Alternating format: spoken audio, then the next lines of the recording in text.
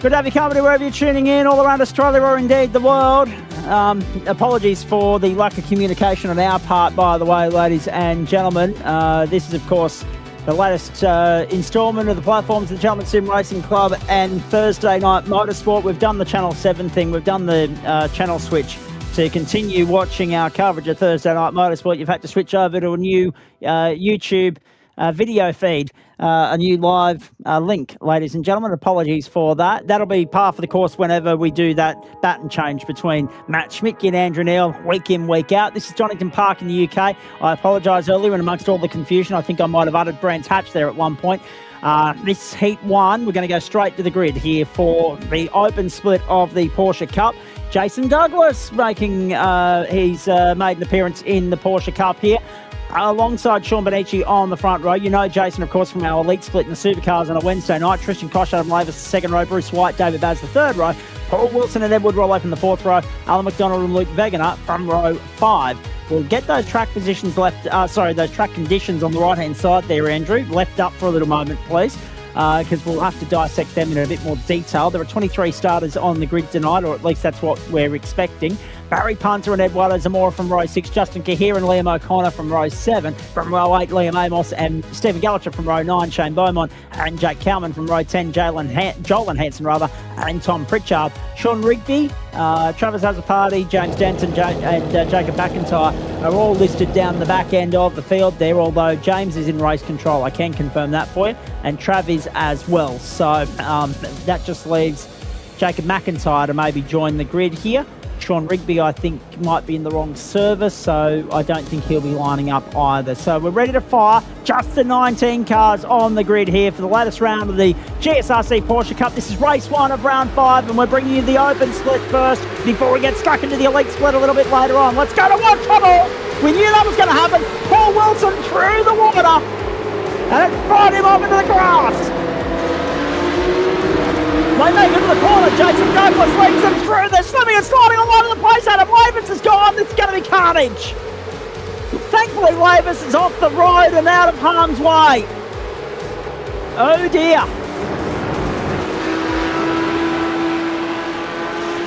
Sean Rigby acknowledging that he might be in the right server now. He wasn't earlier. Having checked up here a few moments ago. So you're gonna see your name there all night long, Sean. Welcome to you. Can we just have a look at the track and weather settings on the right-hand side of the screen, that little column, please, Andrew Neil, to relay some information to everybody. As you can tell, circuit very lightly wet. It tipped down rain earlier. Track is still drying. 19 degrees the ambient and on-track conditions, the temperature there. Through the water puddles they go. That is going to be sketchy for them because most of these drivers, in fact all of them, have opted to start on dries. Tom Pritchard and Jacob McIntyre have joined the race from pit lane. We can tell you that the winds are northwesterlies. Oh no, there goes Sean Bonici looping it at the Melbourne hairpin. Oh dear. I was trying to remember. Yes, it's Melbourne here. The Adelaide hairpin is Magny Court. That's right. I knew we had 2 references in international circuits, but yes, Melbourne hairpin there, Adelaide hairpin at Magny Court. Oh, trouble down the main straight as well. Edward Rollo goes through into position number 3. Bruce White's up in second spot behind Jason Douglas. Now, we want to point out as well, 15 kilometres an hour those winds, and it's 3 past 10 in the morning local server time. So 4 minutes past 10 now, 10 kilometre an hour winds. Those winds are swinging. They're going from northwesterly to westerly. 19 degrees the ambient, 19 on track, 80% humidity, 20 degrees the on-track temperature now, because that will be as the track begins to dry out. And SRB is making an appearance here as well, Sim Racing Brotherhood, which is good to see. In fact, good to see more names, more team names popping up in our servers as the season unfolds.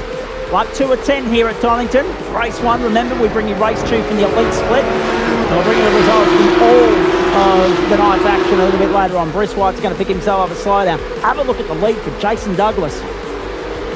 Purchasing a one-way ticket, I would imagine, Andrew Neil. Good evening to you, to the elite split next week.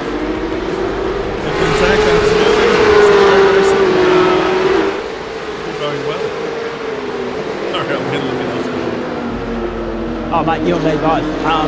It's been a frantic start here in the booth, to the point where we didn't even get to update you on the championship standings. We had that tech issue during Formula V in the post-race show with Matty Schmidtke, which we found out later was his end, and solely his end, thankfully. Then my headphones decided that they'd just stopped working mid-sentence, in terms of everything I was saying was still going out, but I was hearing nothing of what was coming back down the line to me. What I can tell you is this split is being led by our good mate Adam Lavis at the moment, our broadcast coordinator. 419 plays Sean Medici 395, 357 for Paul Wilson, and then 342 for Eduardo Zamora, and David Baz 339 points, Joel and Hanson 330, and Kelly McLaren 298, Alan McDonald 290, Shane Beaumont 283, and Luke Beckett 280. 139 points covers the top 10 in this championship at the moment. Alan McDonald off the road as we say that, so we just put the mocker on him. Very lightly wet, so everybody's taken that gamble and gone to dry tyres from the selection standpoint going into this race, which is fine as long as you avoid that water, because that's a trip up hazard waiting to catch you and spit you out onto the grass. Thankfully here at Donington Park, Paul Wilson off the road again. Thankfully here at Donington Park, there is no shortage of runoff area. Top 10 invert for the second race. Liam O'Connor holds the invert spot at the moment. Adam Lavis down the inside going to the left and getting by Paul Wilson.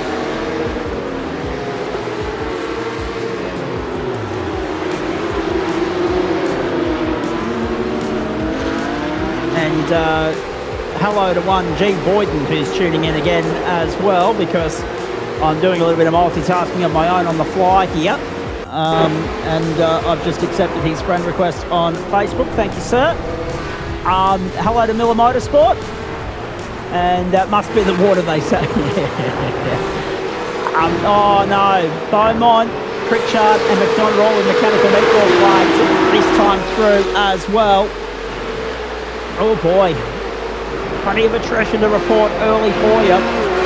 JMR 1-2, HCS Racing's Tristan Koch in third. His teammate Adam Hayne had a good run last night at the Supercars. 4 of 10. 1 minute 30, the fastest time so far from Jason Douglas. So based on those numbers, we will finish somewhere between 15 and 16 minutes, although that's never usually a problem for us in our Porsche service settings.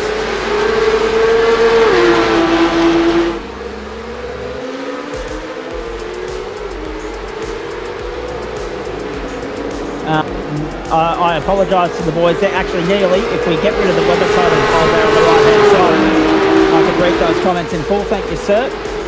Why take away the weather? I needed to let my driver know. That was why it went back up, Zach. Thank you. I appreciate it. See, that's why we're taking it off. Take it off, gentlemen, so that we can actually interact with what the hell you're saying on socials. Just tune in and watch the broadcast live. Oh, you've got to love live motorsport coverage, don't you? Just never know where it's going to take you. But yeah, actually, it was a talking point last night in our supercar coverage. We had a couple of the guys asking whether anybody actually tunes into the commentary whilst they're in the cockpit. And it has happened in the past that we have been able to be the source of some useful information that drivers' teams have been able to take back to their teammates and report in with. I mean, it's good. I like it. I'm all for it. If we can offer any assistance in any way whatsoever, because sometimes we're seeing information that other guys aren't necessarily paying attention to, and they're alert to it, and they can actually use that to help themselves maybe 5 or 10% in the right direction, then, you know, good on them, and it'd be a rarity for us to actually be of any assistance to anybody. Down to the hairpin we go, and there is Tristan Koch. He's sitting there behind Bruce White. Edward Rollo's joined them. Three-way fight for second at the moment. There's just no catching Jason Douglas, though. He is nearly 8 seconds to the good at the end of 6 laps. 5 laps, I should say. We've just started lap 6. Barry Punter in 19th position is showing off the road at the moment. And down at the hairpin. Have a look at Jason Douglas for JMR. Has arrived in the Porsche Cup server. Now, supercar specialist, really, normally 9 times out of 10. It'll be interesting to get some intel from him and hear from him after the second race tonight as to why he's decided to branch out now and try his hand at the Porsches. Might be getting sick of the supercar, I'm not sure. Have a look at this, Tristan Koch. Distinctly different looking HTS Porsche this term. A lot more rainbow colours going on there than what we've seen in previous times. And he's off the road at the moment. Oh no, he's in no man's land. He kicks up the grass. Chase Douglas leads, Bruce White second, Edward Rollo, Tristan Koch has been got up by David Baz, and here comes Luke Wagner down the outside as well. To the braking zone we go. Oh boy.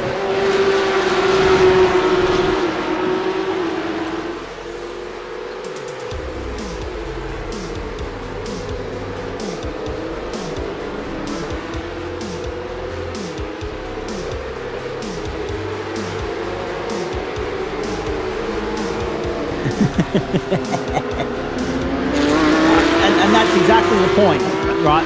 Can someone tell Amos he's supposed to be driving on the black stuff? Yes, that's a fair point. Liam's actually parked up and just called it a night, I think. You'll find Miller Motorsport. He's sitting on pit road and said, I've had a gutful of this rubbish. Get me out of here. Give me a cold one. Let me go and sit on the lounge and watch the footy for the rest of the night. Lap 7 of 10, 9.5 minutes gone, and 1:29.3 faster up the race. As the track conditions improve, time is coming to them. So damage is done though. By 8.8 seconds. 7 of 10, Bruce White, Edward Rollo, David Baz, Tristan Koch, Luke Wagner, then Justin Kahir, Eduardo Zamora, Adam Lavis, Liam O'Connor holds the invert pole at the moment. He's clear of Paul Wilson, but under serious threat. Wilson to the inside, Wilson to the inside, Wilson going to 10th. That's for the invert pole. Paul Wilson down the inside. One of the experienced hands of Porsche racing, particularly in the open split, and he's back up in the top 10. Started 7th, dropped down the order, has worked his way back in. His next target is our good mate Adam Lavis. Through they go.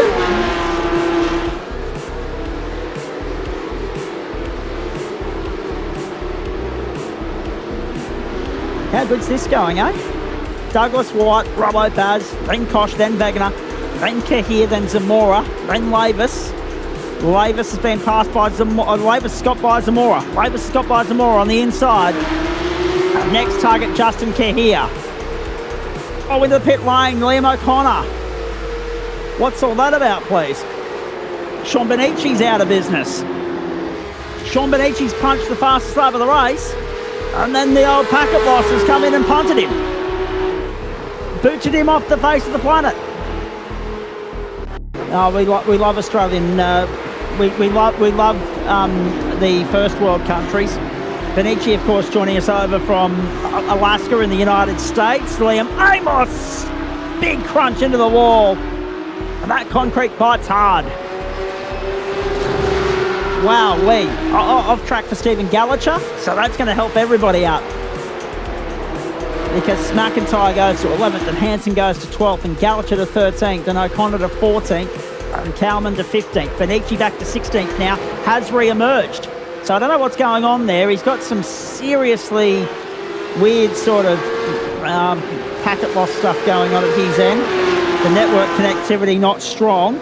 Now, see, this is the problem, isn't it, Nearly? We talk about it all the time. It's reared its ugly head on a couple of occasions already tonight. We are a first world country, and apparently, so is the United States.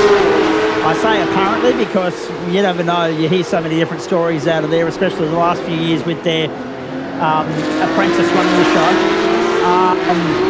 The boss of the apprentice, I should say. And yet we've got third world internet. And it looks as though it's playing a part in affecting one or two participants' nights out. Hopefully somewhere in our lifetime we'll be able to say that internet reliability is not an issue during a broadcast.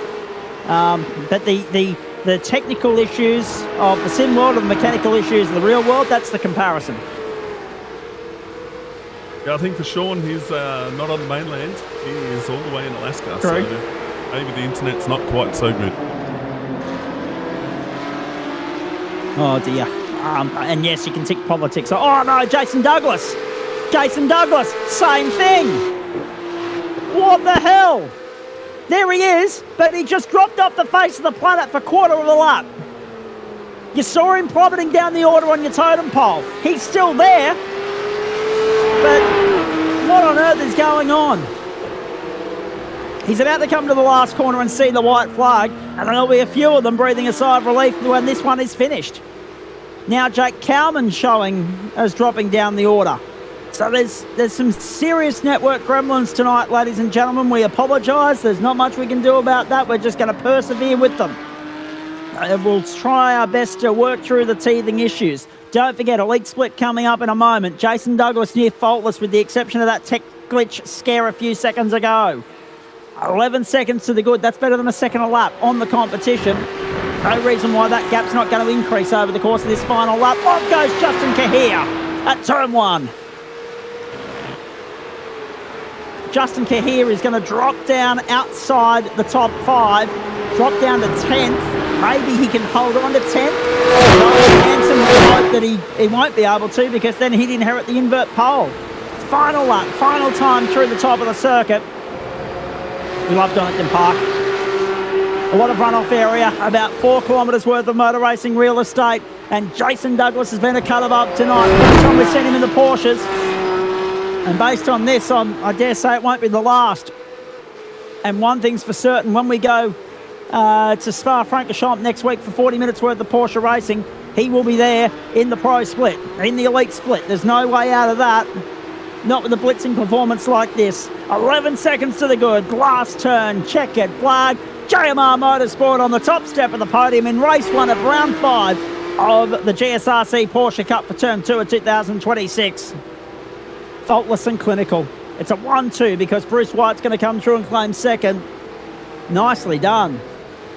Then David Baz, Edward Robbo, then Tristan Koch, Luke Wegener, Adam Lavis, Paul Wilson, Eduardo Zamora, and then Justin Kahir with Jacob McIntyre and Joel and Hanson making up the top 12.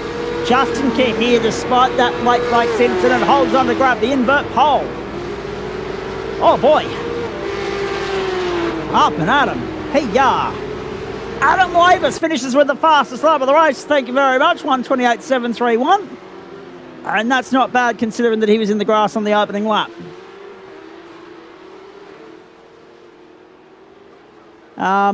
Despite all the technical glitches, the potential for packet loss that we were seeing there, the only way we were getting wind of that, ladies and gentlemen, was we were seeing the word out next to a couple of the drivers on that totem pole.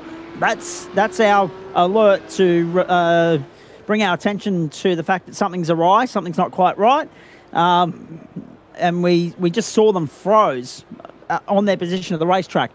Then obviously the network connectivity has improved and brought them back to life. As you saw with Jason Douglas, he was going down the order and then re-emerged half or a quarter of a lap later.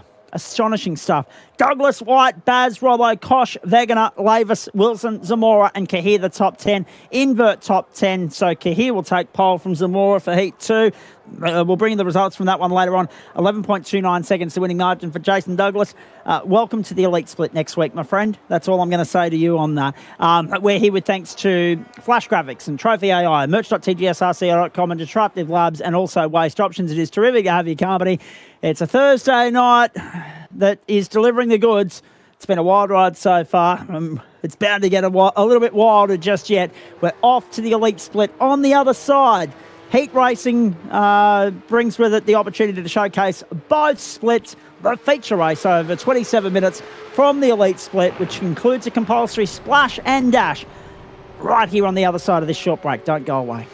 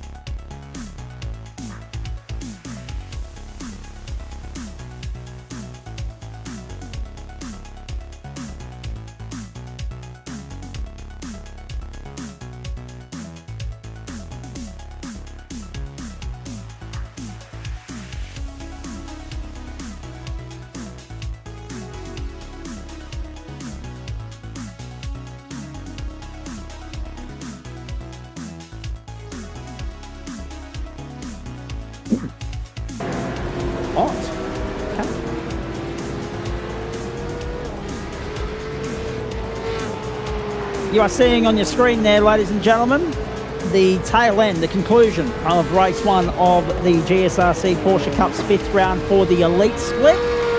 Got a bit of exciting news to pass on here for you, and we'll do that in just a moment with regards to the results of that.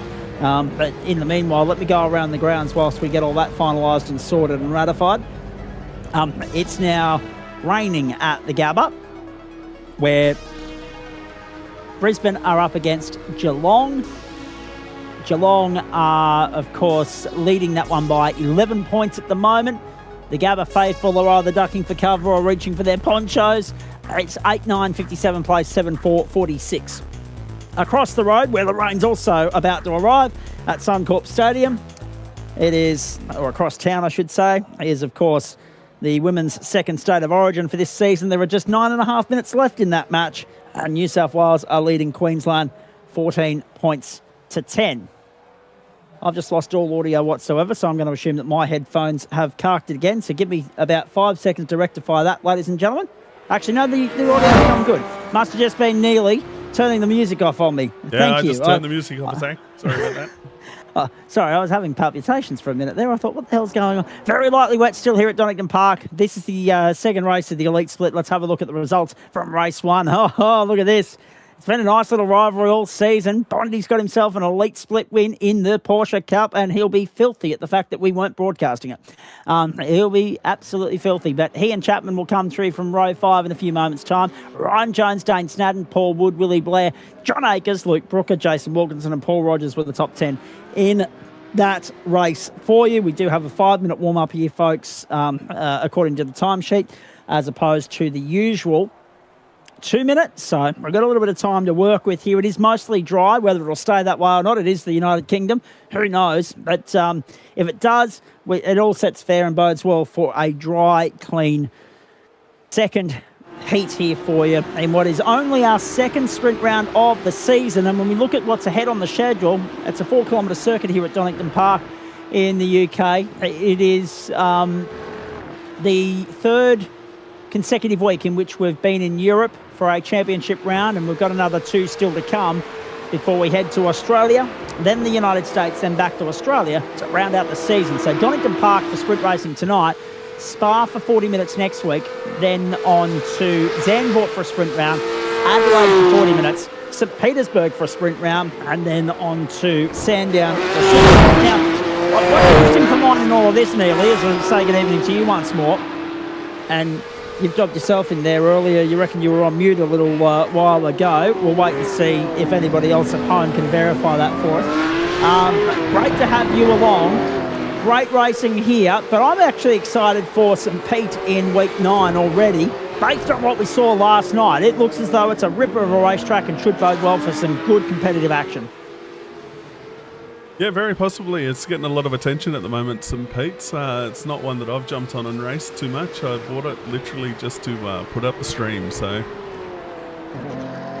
it'll be exciting to see. I like it. Somebody's got to do the heavy lifting around here. And let's also remind everybody, as the headlights are ablaze there, ladies and gentlemen, so it's nice and cloudy at the moment. Let's have a look at this points situation coming into this round in the Porsche Cup. The Elite Split, Sam Chapman held sway by 17 points on Willie Blair. 418 played 401, Craig Bond 379, so that win will help Bondy out. Willie Blair is out there tonight, but they've all managed to benefit greatly from the fact that they're able to beat Willie, so that will give Chapo a little bit more breathing space and put a little bit more pressure on Blair from Bond, who's closing in. Luke Lavoine 352, John Akers 348, and Cam Culverwell 333. 85 points, I should say. Maths is not my strong point. 85 points covers the top 6, and 100 neat covers the top 8. Luke King another 30 back, and then Joel Jansen's on 262 points. You have seen a couple of guys promoted up from the open split into the Elite Split, and only, what have we got out there? 2, 4, 6, 8, 10, 12, 14, 16, 18, 20 cars out there tonight. Whether all 20 start or not remains to be seen. Can we remind everybody of the race results from a little earlier, please? Andrew Neal? just bring them back. In fact, maybe even go back to qualifying if you're able to, for me. So the qualifying results here will show you that Greg Stewart got the better of Sam Chapman. Now, Stewart's a new name to the server, a veteran racer, Grand Prix legends and a few other things. He was in here having a chat with Schmitty earlier, and he's in his 50s, is great. He's not here to muck up anyone's championship by his own admission, but he's here to have a crack, and have a crack he did. Pole position in race 1. Chapo, Bond, Alavoine, Blair, so all the regular championship protagonists in there. Then Benny Snell looking to bounce back after a very quiet week last week at the Nürburgring by Snelly's standards. There was no time set by Sean Rigby or Travis Hasaparty, just because, of course, they're watching on from downstairs. And Jordan Dakin was the last of the qualifiers, 2.96 seconds down on the pace. So 18 cars converted a time in qualifying. Let's have a look at the results from race 1, just to give you a reflection of how that's all played out. Yeah, have a look at that. Oh, jeez. That makes for bad reading, doesn't it? Only 11 cars getting home on the lead lap. Cooper Friend a lap down, Jordan Dakin 2 laps down. Snell, Stewart, Alavoine, Fenson, Draper, Harvey, all in trouble. And a lot of work I would suggest for race control and Travis Hasaparty to do. There won't be anywhere near as much work to do here as what there was on Monday night. Fair dinkum. That was a busy night out for race control. All right, cars is about to come into position for race number 2. Warm-up complete. Race 2 with you momentarily. Track dry. 2:30 local server time, 27 km/h winds, northerly direction, 22 the ambient, 47% humidity, 31 on track, and mostly dry conditions. 14:10 New South Wales lead Queensland. Now, if Queensland can't score a try here and convert it, then New South Wales will win the series 2-0, much to the disappointment of the locals. But yes, Queensland, unfortunately, on the back foot here, and we're always due to be so, up against it with regards to New South Wales having favouritism coming into this event. Paul Rogers, Jason Wilkinson, front row, Luke Brooker, John Akers, second row, Willie Blair, Paul Wood, third row, Dane Snadden, Ryan Jones, Sam Chapman, Craig Bond make up the top 10. Row 6 is Sean Rigby and Cooper Friend. Row 7, Jordan Dakin and Ben Snell. Row 8, Greg Stewart and Luke Alavoine. Row 9, Eric Fenson and Jaden Draper. Row 10, Nathan Harvey and Todd Suter. Now, it's interesting, when you have a look at all that, there's some scores to settle here. There are some guys looking to salvage something out of the night and redeem themselves after a very disappointing eventful opening race in which they did not achieve anywhere near what they may have been hoping to achieve. Let's go to work. Let's see what Bondi can do coming through from 10. Chapo's got the jump on him as they run towards turn 1. Trouble. Oh, Greg Stewart, Luke Alavoine hung out to dry. But Paul Rogers breaks clear at the front of the field. Big gap from Bond back to Cooper, Friend and Rigby. 17 laps ahead of us. Great start, Paul Rogers. Luke Brooker into second and Jason Wilkinson in third. John Akers, Paul Wood, Willie Blair, then Ryan Jones up at a 7th spot. Chapo, Bond and Snadden make up the top 10. Dane the big loser off the start, down 2 spots. So too Jordan Dakin, Greg Stewart. Travis Hasaparty, Todd Suter, Nathan Harvey, Ben Snell, all watching on from the sideline. Trav, of course, from race control. Through we go. Just to give you some sort of illustration as to what's going on there, folks. A couple of drivers already parked up and done for the night, cutting their losses. And Trav watching on from race control.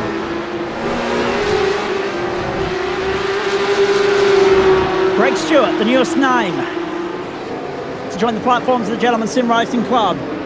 That and our Formula V front runner as well. So 2 new members on screen tonight having their maiden run with us. Great to see. Really promising times ahead for the platforms of the GSRC. Round onto the main straight. Lap 1 of 17 is done. Paul Rogers, the early leader. Can he go on with it? Luke Brooker, Jason Wilkinson, John Akers. Have a look at Jonesy. Have a look at Bondi. Down the outside of the Whiskey Business Racing entry of Dane Snadden. Not going to work. Whoa, not much between them. Almost a touch. Just ahead of Chapo, it was Jonesy and John Akers getting into one another. Akers holding his own. Rubbing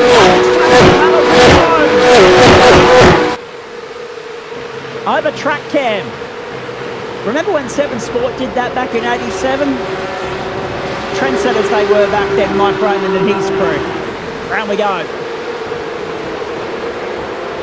Door 17. John Akers, of course, enjoying his promotion up into the elite split. The outgoing open split champion. Chases Jason Wilkinson now for Northwind Motorsport. Luke Brooker sits second. Overtaking opportunities. You would think that there are a couple of them around here, like the Melbourne hairpin. Let's have a look at this. No. Yes, maybe. No, not yet for John Akers. But it's interesting, isn't it, Neely? It's one of those circuits. I love Donington Park, and I love what it brings to the table. But the issue we've got is, like most British circuits, there's more runoff area than there is bitumen. It is a narrow racetrack, not as narrow as Grand Touch or Alton Park, but as a result of that, overtaking opportunities not necessarily freely available. There are one or two legitimately good opportunities, but most of this stuff around here is single line, one line groove formation. Yeah, absolutely. Nice, fast, flowy circuit. Only a couple of overtaking opportunities, like I said, into the tight hairpins. Yeah, other than that, like I said, it's a little bit precision.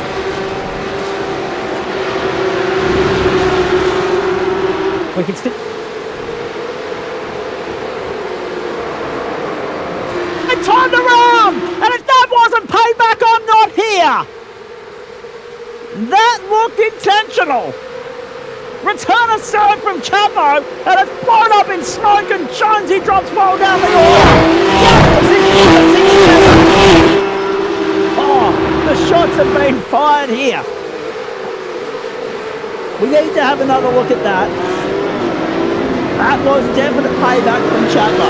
I'm willing to wager. Have a look at this on the replay, thanks to Disruptive Labs. Jonesy tried to block the line, and Chapo down the inside was not having a bargain. Can we go that was all on Jonesy. Chapo Nitley? That was all on Jonesy, that section. Yeah, can we have a go on board with Chapo just to see if there was contact? It looked like there was contact, but then there might not have been. We need to go on board with Chapo. Poor old Jonesy, he'll be fed up with this. He cannot catch a break at the moment. There's...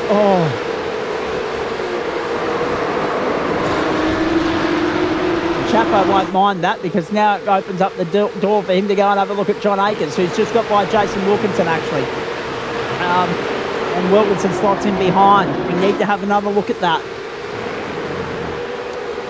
But Chapo's weaving his way through quite nicely. Wilkinson's been hung out to dry. Bree goes through. Akers goes through. Wilkinson dropping positions at a rapid rate of knots. Bondi goes through as well. Trouble for Wilkinson. The floodgates have opened. He's struggled to contain them. He's dropped 4 spots. It's a hefty invoice, and it's hard to work your way back from there. Yeah, that's an interesting one. It looked like there was definite contact. Well, you saw the first bit of contact. It put Chapo in the grass. Now, whether the grass factor has contributed or whether there was just a little bit of middle finger treatment going on, I'm not sure. Oh, I cannot wait for Chapo to get in here post-race. There's a lot to pick apart with him tonight, Neely. We could be here for a while. See if we can't get an onboard shot with Chapo. Here it is. Oh, there it is. It looked as though there was contact, front left to rear right. I might be wrong, but from that angle, which is from the angle that we got at the time, there's the cockpit view. He had it. We'll go back in a moment. John Akers and Sam Chapman on screen at the moment. Akers there in third. We do have pit stops coming up too, ladies and gentlemen. Compulsory splash and dash here for these guys.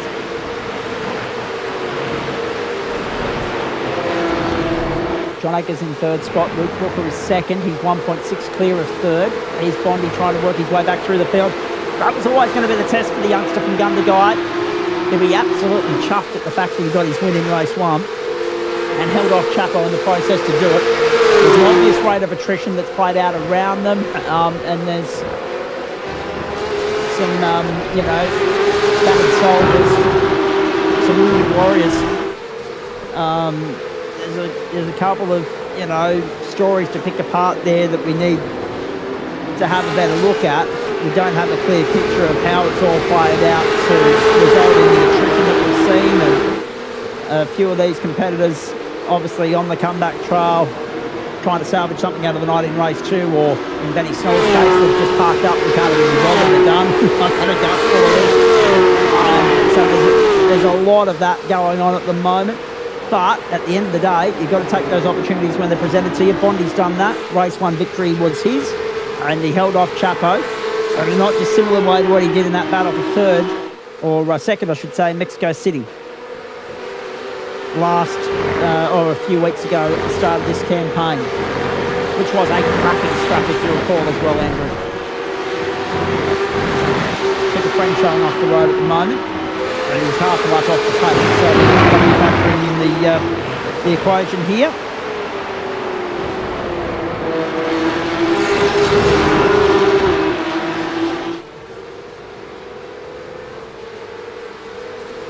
Five-second penalty, Greg Stewart, late moving contact with Cooper Friend, lap 1. So, poor old baptism of fire for Greg. He's arrived tonight, he's joined the club, and he's already been whacked over the knuckles. There's your initiation, there's your welcome. Thanks for coming. Great to have you here. John Akers off the road. John Akers off the road, drops down to 10th behind Draper, Alavoine and Stewart, and Snadden up now in the 6th spot. Under pressure from Alavoine. Oh, it's tight, it's hairy, it's antsy. Snap down on the inside of Wilkinson, goes through. Into pit lane come Craig Bond and Greg Stewart. And already through Willie Blair, Paul Wood and Eric Fenson. That was at the end of lap 5. Some exciting news coming out of the AFL this afternoon as well, folks. I'll get to that shortly, but a bit of breaking news and sad news for Queensland fans. New South Wales 14-10. Women's Origin supremacy in 2026 goes to the New South Wales Blues. With men's Origin, of course, only 13 sleeps away. Wednesday, May 27, live and free on the 9 Network around Australia. All right, let's have a look. Dane Snadden, 4th place there at the moment. Snadden doing a beautiful job of holding down 4th. Chapo's found Luke Brooker. That was the battle you just saw. Chapo has fought Brooker. 127.650. Another one, the fastest lap of the race. It is all happening here. It is all happening here. Put off the rocket, takes Snadden. All of confidence at the moment. They will lose out to, Chapo's gone through on Brooker on the exit of the hairpin. Brooker gets relegated to 3rd. Wilkinson and Alavoine swoop on Snadden. They pounce on him. Snadden drops to 6th. Draper up 11 spots, so too Alavoine. They were on the comeback trail after race 1 didn't go the way they would have envisaged. Dan Snadden straight to pit lane. He said, I've had enough of this. I need a breather. I need a reset. Into pit lane he comes. Chapman in 2nd spot at the moment. Snadden and Dakin also to pit lane.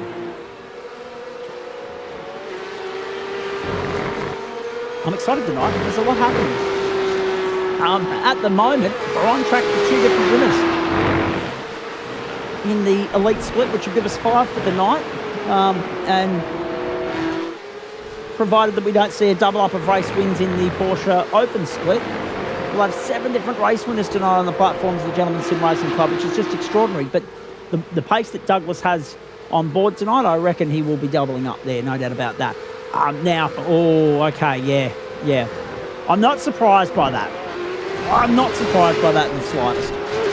As if our stewards crew haven't had enough work on their plate this week, Andrew Neal. Now they've got a little bit more. Post-race review pending. Sam Chapman, Ryan Jones. Again. There will be more to that. So I understand why they're doing it. We don't like, as spectators, leaving the circuit not being 100% aware of the result and the outcome, but that's what we're going to have to do tonight.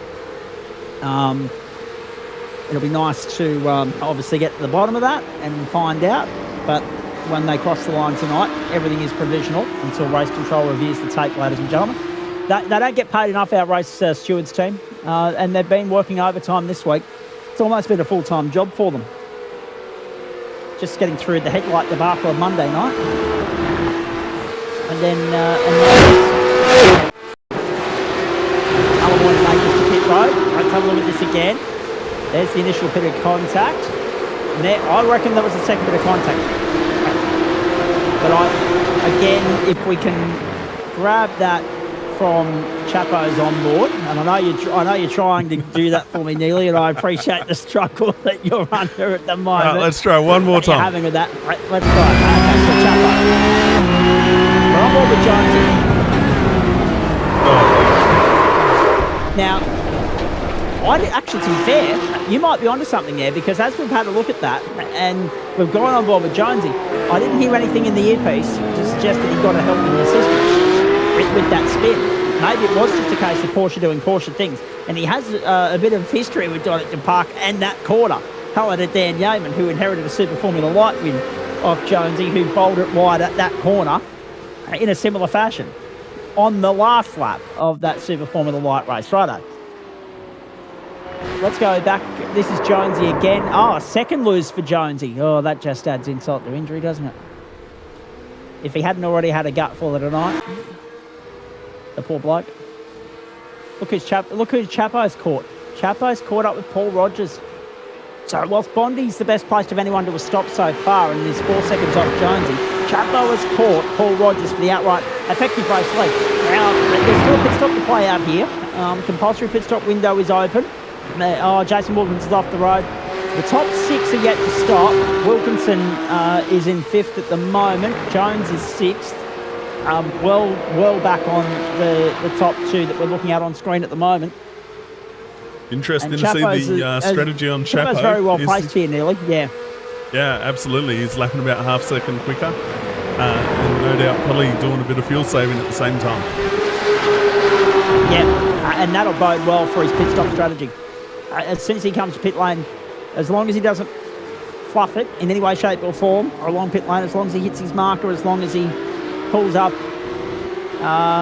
doesn't get done for speeding, doesn't drive past his pit box, anything like that, as long as he hits the markers, he's for the safety.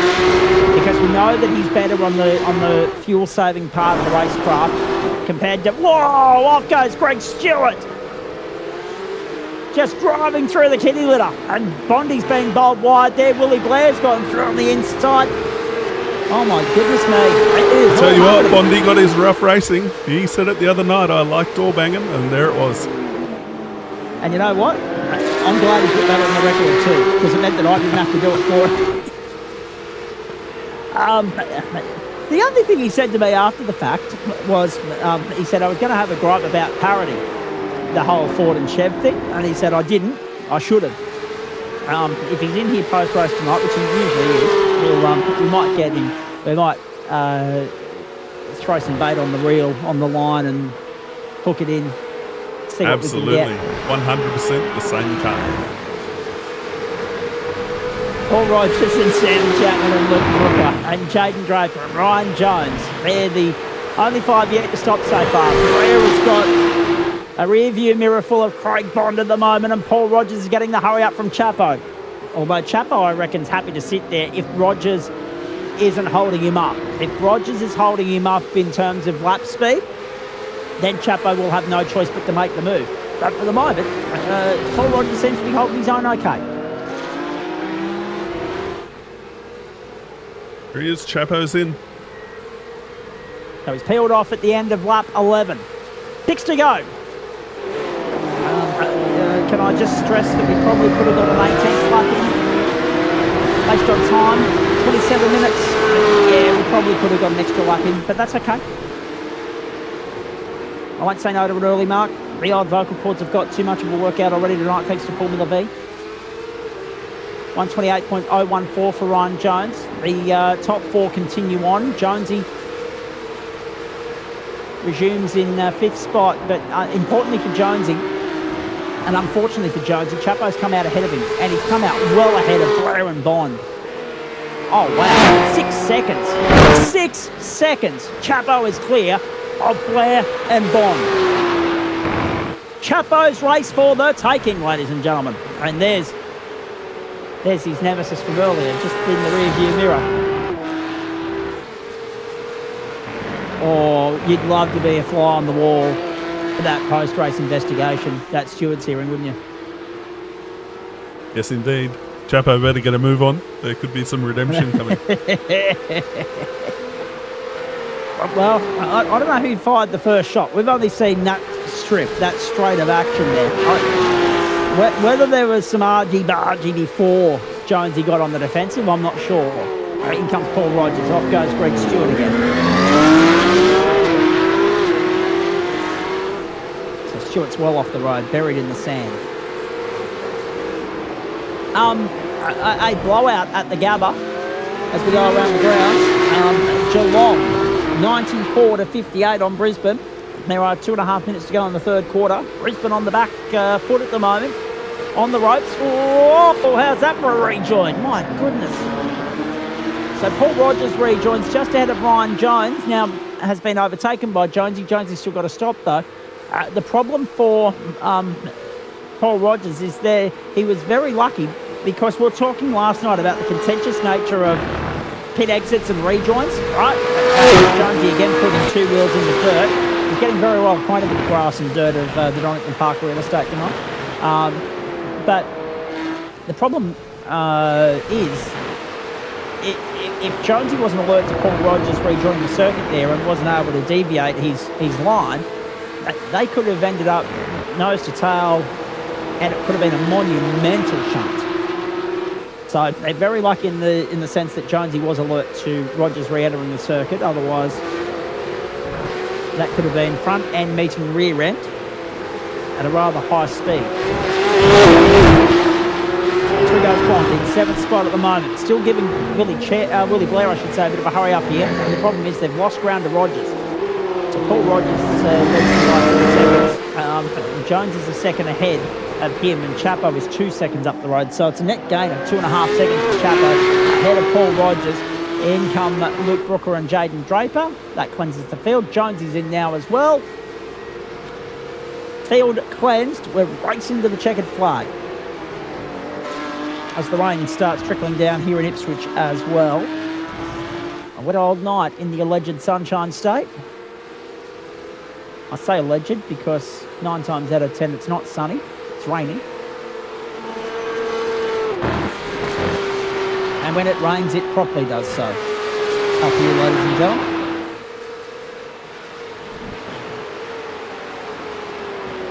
Good to have so many people tuning in, supporting their teams tonight. SRB well represented out there. GBR out there as well. Vermilion 75, Craig Bond, Blair Sim Racing, Aussie Races, Northwind Motorsport, Whiskey Business Racing, Blair Sim Racing, Riot Sim Racing. Now, no further action. Willie Blair, Craig Bond, lap 11, because it was redressed and Bondy now finds himself ahead of Willie Blair. Oh, okay, so there'll be more to come from that too. No action from race control, but obviously something's happened on the track between those two. And Bond goes back to 4th. There's a lot going on out there tonight. There is so much happening. It's hard to try and wrap our head around it all for you, but we're doing our best. Ladies and gentlemen, 5 goals the difference. Geelong lead Brisbane 14-11-95 to 10-5-65. That is at 3-quarter time, although there's still a minute left in the quarter, and that one's out of bounds on the full. So Geelong retain that 30-point advantage. New South Wales victors in State of Origin 2, 14-10, 11-6 they won game 1. So tight margins throughout the season so far in that contest. But the problem is it's only a 3-match series, so 2 and done, all over. Dead rubber coming up in a couple of weeks' time. Bondi in 4th place at the moment. Now, that's the question that will be answered in the next 2.5 laps. Sam Chapman, the fastest lap of the night, by the way, ladies and gentlemen, 1:27.307. That's lighting up in purple on my timing screen right now. Chapo, oh, you beauty. How good's that? Got some breaking news out of AFLW to get to for you at the end of this one as well, ladies and gentlemen. Big night of sport. We're doing our best to stay across it for you. Chapo from Rogers and Brooker under pressure from Bond and Blair. Down to the hairpin we go. Have a look at Stewart on the comeback trail, trying to get into the top 10. John Akers standing in his way. Stewart dives deep down the outside and goes to position number 10. And it's good to know your track limits there at the chicane. It is a fast chicane, but if you muck it up, you either end up well off the road or you end up getting served a slow-down penalty. 1:27.295, I should say, for Chapo.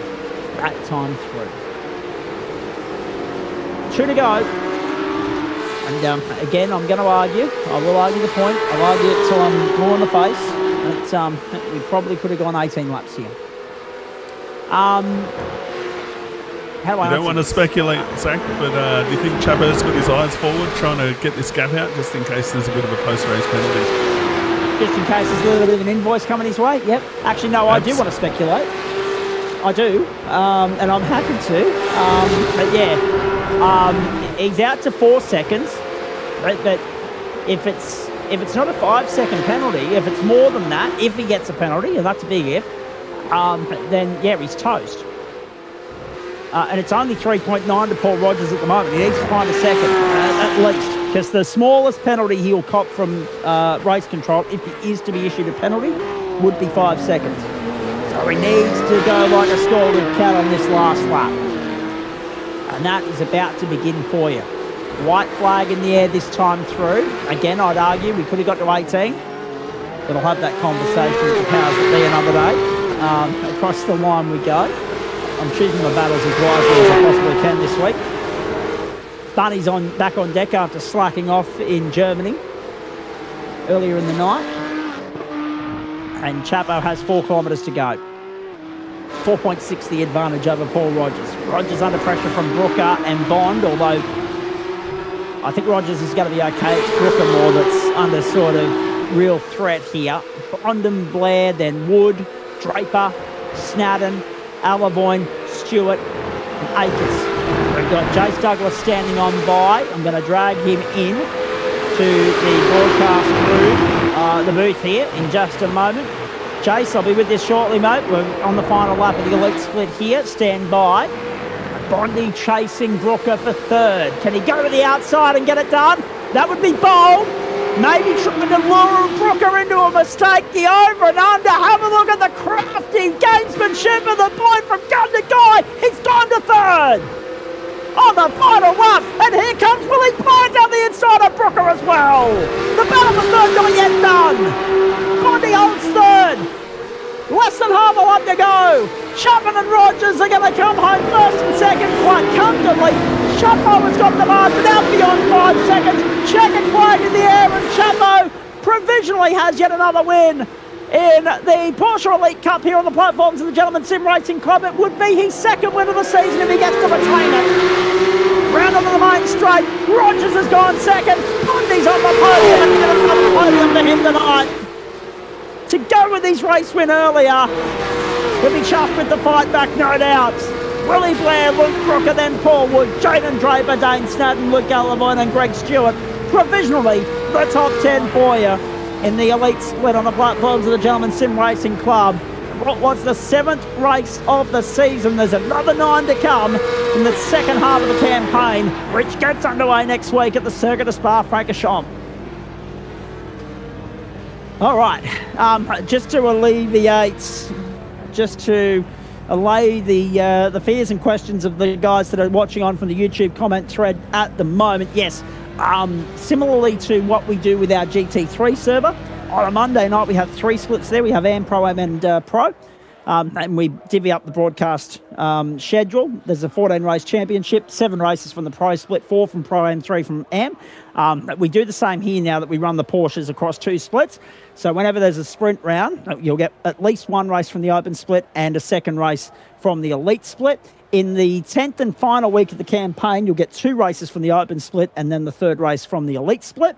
In fact, let me break it down for you to give you guys a bit of intel as to what goes on here, because we need to try and showcase as much as we can. And it's hard when everyone runs Simultaneously, the servers are set for the to start and finish at the same time, give or take 5 minutes, so that we can get across from race 1 of one to race 2 of the other.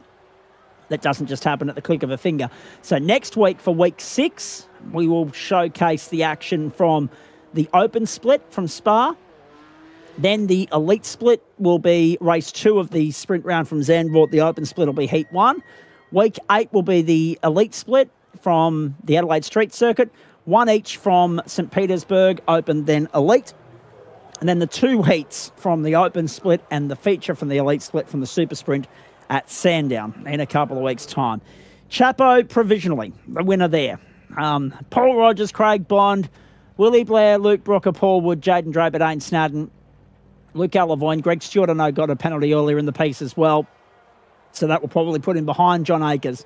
Ryan Jones, a night to forget, but not without some controversy and drama. Race control is stacked at the moment. Willie Blair's in there. And I dare say Chapo and Jonesy are standing on by. Wilkinson, Dakin, Rigby, Fenson, Friend, Snell and Harvey made up the 19. As you know, only 17 of those started. Snell and Harvey non-starters, cutting their losses with the retirements in race 1. Oh boy, a bit to pick apart there. Chase Douglas, what happened to you being a supercar specialist? You decided to branch out and do so quite nicely, I might add. Yeah, I moved on to doing Porsches as well. I'm normally not that good in a Porsche, but tonight was a good night. P2 in my split, and well done to Adam that won it, and yeah. Just for the benefit of, I'm coming back to you, Jay. Stand by there, mate. I'm just having a look at the comment here. This is on the schedule as well, so we know which is which. I'm looking at coming over from SRW, our good friends at Sim Racing World. So I want to know what races and stuff will be broadcast so my families and friends can watch. Yeah, mate, absolutely. So we try to advertise that. The internal schedule that gets distributed amongst all the competitors and club members, paid financial members, has all that information on it. And that's the drive document that I'm looking at the moment. If you go across to hang on, I'm going to be a bit facetious in a moment here, because I've just dragged old mate Chapo. Oh no, sorry, my apologies. I've just dragged him into race control. I thought he was in our green room. No, he's in race control's green room. My apologies. I'm glad he went to race control first, because if he'd come here, I would have actually said, mate, this is not race control. Go there first. Just to go back to the comment on YouTube, what we'll try and do going forward is Adam Lavis always manufactures that at the start of the season, draws up the broadcast schedule, what's what, when, where, why and how. So if we get a chance at the start of the season, I'll put a banner together which highlights the calendar, the race format and what our broadcast schedule will be. If not, double check the website, race.tgsrci.com, for all that information, because that usually tells you what's on each night, where, when, why and how. And obviously keep an eye on the YouTube channel as well for all that information going forward. I'm a bit concerned about that. I didn't realise I had admin access to allow people into race control. Anyway, it doesn't matter. We'll see how we go. So stand by, because as I said earlier, everything's provisional. We'll get back to the finishing results of the elite split once everything's gone through race control and the stewards. Stay with us here, because we're going to pick apart what we can pick apart with regards to what's happened on track. I've got Paul Rogers and Craig Bond standing by to do that with me. I'm going to get to Paul Rogers in a moment. Bondy, I've got to get back and chat to you about race 1, but we're with Jace Douglas for the moment. Hopefully that answers the question of those of you in the thread. We do try and do the same for our GT3s as well. If I get a chance to put a calendar together, a social media calendar through, I just do them through PowerPoint. If I get a chance to put a calendar together at the start of the season, that usually highlights which races of the GT3 server we're showcasing in any given week as well. And one thing we do always try and do as best we can, if we've got the capacity to do so, is pass on the results from the other servers that are happening concurrently with the broadcast split for any given night of the week. So you'll still get some airtime in some way, shape or form. It may not always be in full play-by-play mode, though. hopefully that answers any questions from there. That's all good. All good. Well done, Jordan, because that was really good stuff in Formula V earlier in the night. We had 3 different winners in the Vs tonight. We've had 2 different winners in the Elite Split. Jace, how'd you go in the second race? Did you win that as well in the Open Split or not? No, I come second in the second race, but first in the first one. But yeah, Adam was quick in my split. So Lavis won the feature, is what you're telling me? Yeah, he did, because I got to slow down.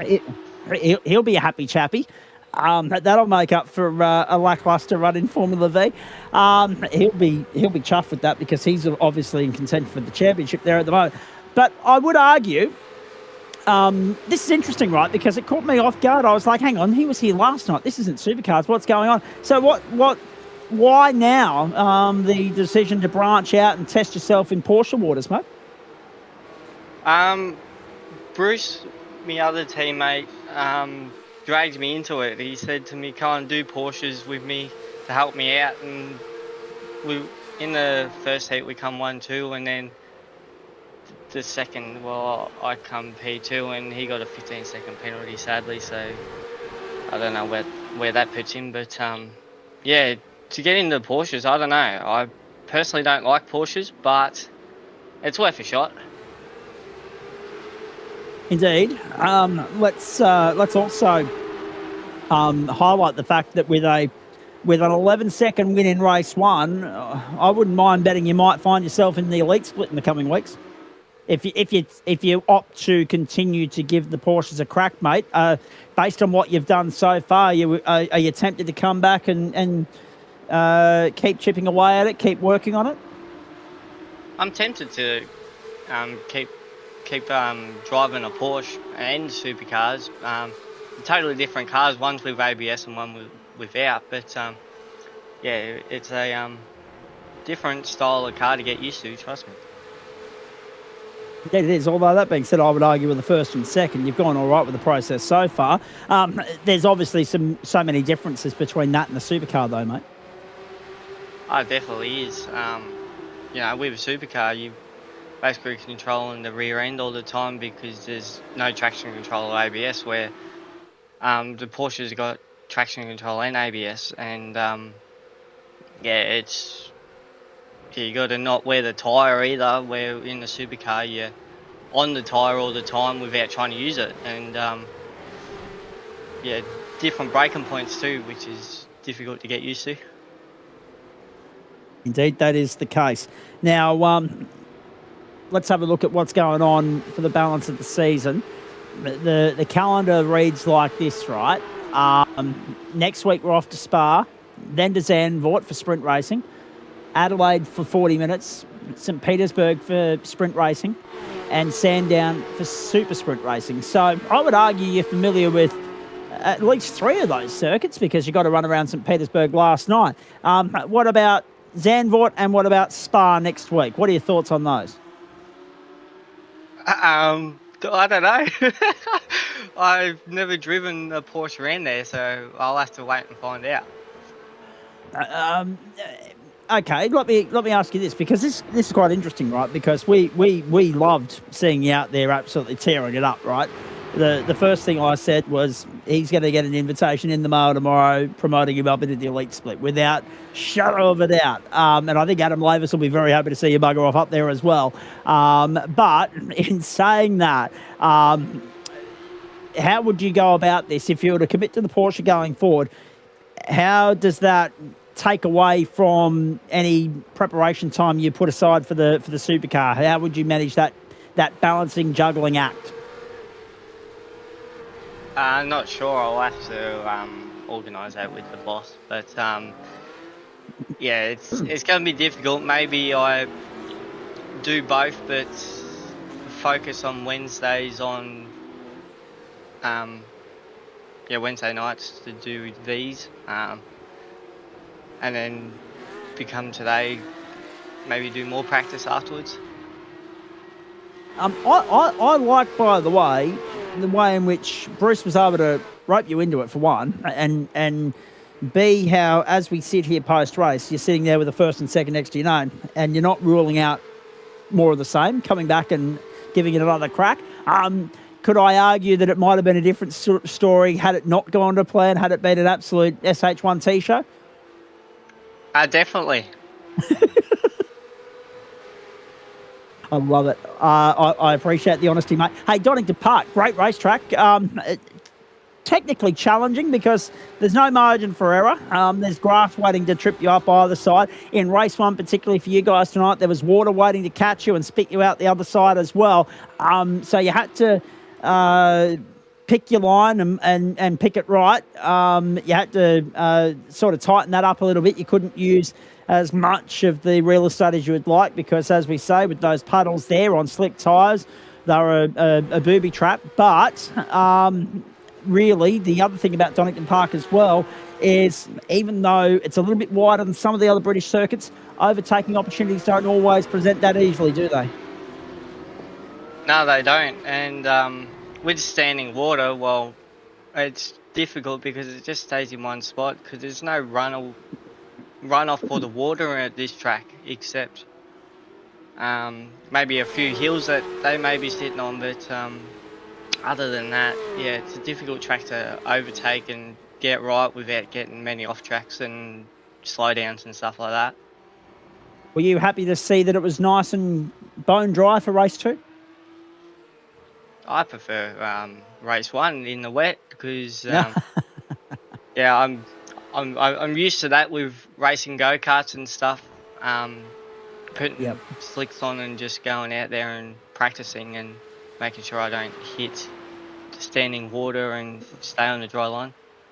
I thought you were going to say there for a moment, I preferred race 1 because I started at the front of the field and I had no traffic to contend with, no overtaking to do, and I just bolted up the road. But no, I like your justification for that. Speaking of the karting, what's coming up there in the not too distant future, please? Not too sure at the moment. I've sort of taken a break for a few years because I come down with respiratory problems, so sorting them out and then, yeah, hopefully get back into it. So, okay, since you've gone there, I don't want you to divulge any information that you don't want to, but it's interesting, isn't it, how life setbacks do sometimes obviously change our course of direction. Is that why you've stumbled upon sim racing and kind of made a nice little home for yourself here? Was that a contributing factor so that you could still do something to scratch the itch, so to speak? Well, I've had the sim since COVID days, and I was still doing go-karts and stuff during the COVID days. But yeah, as soon as, like 4 years ago, I come down with respiratory problems. So the sim's been a lot of helping hand with outside racing, keeping me eye in on stuff. So when I do hopefully get back into it, well, I can still have me eye into racing go-karts and doing sim racing as well. Very nicely done. And let's hope for everything to eventually come good on the respiratory front, mate, so that you can go back and resume what we like to call normal programming as well. And as long as everything's under control and manageable, everything, I guess, will play out in due course. So we've got our fingers crossed that we'll see you back in a go-kart at some point. Next week, looking forward to that. I think we've already covered it off. We spoke about the supercar last night. We've already talked about the Porsche tonight. Dominant performance in race 1, mate. Nice to see you out there. A team 1-2, of course, in race 1. And as you say, second for you in race 2. So what that confirms for you, ladies and gentlemen, 7 races conducted on the platforms of the Gentleman Sim Racing Club tonight. 2 in both the Porsche servers and 3 in Formula V. 7 different race winners. We've shared the love around more than usual tonight, no doubt about that. Chapo's just made his way into central commentary, so I'm wondering if he's not needed in race control now. We'll get to him shortly. In the meantime, Jace, who would you like to thank, please? I'd like to thank Total Energies, Quartz Engine Oil, JMR, Night Shift Collectibles, and Lodge Pros, and all the people over there, Jet, Craig, Lucas, Jacob, Alex, all the guys over there for the support and get me into these Porsches. And very, very nicely done. Great to see you expanding your presence here on the platforms of the Gentleman Sim Racing Club, mate. And if nothing else, a solid debut in the Porsche. It's good to branch out from time to time. Maybe you'll just become one of those versatile members that isn't a one category wonder if you keep bringing results like that to the table. And hopefully your time, your free time allows you to commit to 2 championships going forward, because it was a bloody solid debut in the Porsche from you. We'll look forward to seeing the Open Split on broadcast next week. Whether you're in the Open Split or getting promoted immediately up into the Elite remains at the discretion of Adam Lavis, but we'll follow that with interest. Thanks for stopping on by, mate. Enjoy the rest of the night. Enjoy the weekend. Yeah, thanks, guys. Same to you. That was a very solid run in Heat 1. He just checked out and did not look back. 11 seconds to the good for Jason Douglas. Very nicely done. Now, he's already answered the question that we had, and that was race 2, victory to Adam Lavis there. Lavis currently crunching the numbers for us, and hopefully we'll have an updated championship points leaderboard to deliver your way before we get off air here, ladies and gentlemen. We've got to pick apart with these three Elite Split competitors in the meantime, though. Chapo has already been to race control, and he's made his way back here. I'm getting to you very shortly, mate. I'm interested in your take on all of that. Paul Rogers is here as well. But I need to go to Bondi because he's finally broken through for an Elite Split race win in the Porsche Cup. But unfortunately, Bondi, you did it in race 1 whilst we were broadcasting the Open Split. Must have been nice to have another duke out with Chapo and get the better of him the way he did in Mexico City, of course. That was a great scrap from you guys yet again. We've enjoyed watching you two scrap throughout the course of the season. Talk us through it from your perspective, please. Yeah, me, wet weather, perfect mix most of the time. Need we say any more? Yeah, just went in turn 1, got my next couple positions down the hill on lap 1, and then took it easy for the rest of the race and down the hill, and kept it on the black stuff, which I was stoked with. Sadly, I got off track at the final corner though by dropping a wheel by accident, so that cost me a few bonus points. Kind of disappointed about that, but yeah, race 1 was pretty chill for me. It was just keep a gap between me and Chapo, and then just ended up with the win. A fair bit of attrition in race 1, considering the casualty ward. There were a couple of guys that bit the concrete, bit the dust fairly hard there. At least you are lucky enough to be able to avoid all of that and get through and claim the reward of victory. I mean, we were a little bit surprised when we rocked up there and saw, I'm looking at names here like Greg Stewart, who put it on pole position, Luke Alavoy, Eric Fenson, Jaden Draper, Ben Snell, Nathan Harvey, all those guys pulling on their sword in Heat 1. The attrition rate was high. Have you seen how it all played out? Because we went on the wiser as to whether there was a big crash or just multiple incidents. Great question, because I've got no clue. I have a feeling they might have went on slicks, and that might be all I know, because I didn't really look towards the back of me. I just tried going forwards. So, yeah. Fair call. Obviously, again, as we said with Formula V, you don't wish that kind of misfortune on anyone, but it's nice, isn't it, to be able to be the beneficiary of that. You've got to take those opportunities when they're presented to you, and you certainly did that tonight. And Chapo will be relieved to at least get a couple of results on the board after how Formula V went tonight, but we'll get his take on the Nürburgring and Donington a little bit later on. We'll get to Paul Rogers before we get to him. Bondi, little more challenging in race 2, let's be perfectly honest. Chapo, you bowled it wide a couple of times. Chapo, of course, fuel-saving masterclass again. You got stuck in traffic a little bit, but forcefully worked your way through on the final lap, getting by Luke Brooker, fending off Willie Blair. A little bit of an argy-bargy between you two there as well. No shortage of action throughout that 27-minute feature race for you. Do you want me to say any more? You've pretty much answered the question you had for me? I want it from your standpoint. I'm Well- trying to feed you with information to work with, not have you tell me that I've just answered the question for you. What was You it already like have, from the pretty much, cockpit, please? Well, yeah. I don't think I had the car in quite the setup window for that one. Struggling a bit with the car that race, but I'm never a great one in the dry. I struggle with that a bit, but Yeah. still did pretty good.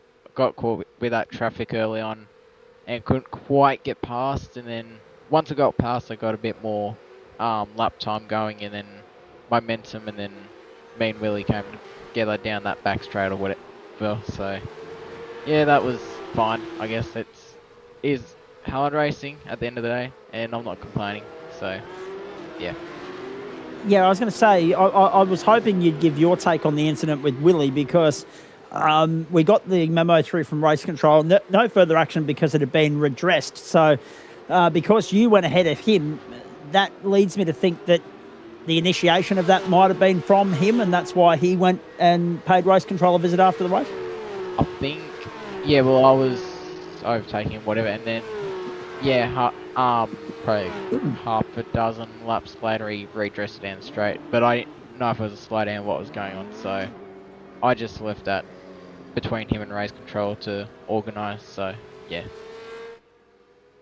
Fair enough. It's going to be interesting going into the second half of the campaign, mate. Are you striving for a podium finish here? Is that achievable in the grand scheme of things? An outright top three? I mean, Alavoine, Snell will bounce back. Alavoine's there, Blair's there, and Chapo obviously is the one you're probably aiming towards. What are your thoughts on the back half of the season? Where are your strengths and weaknesses going forward? No clue. That I really like that overtake. I've been distracted. Like I was in quali with the plane.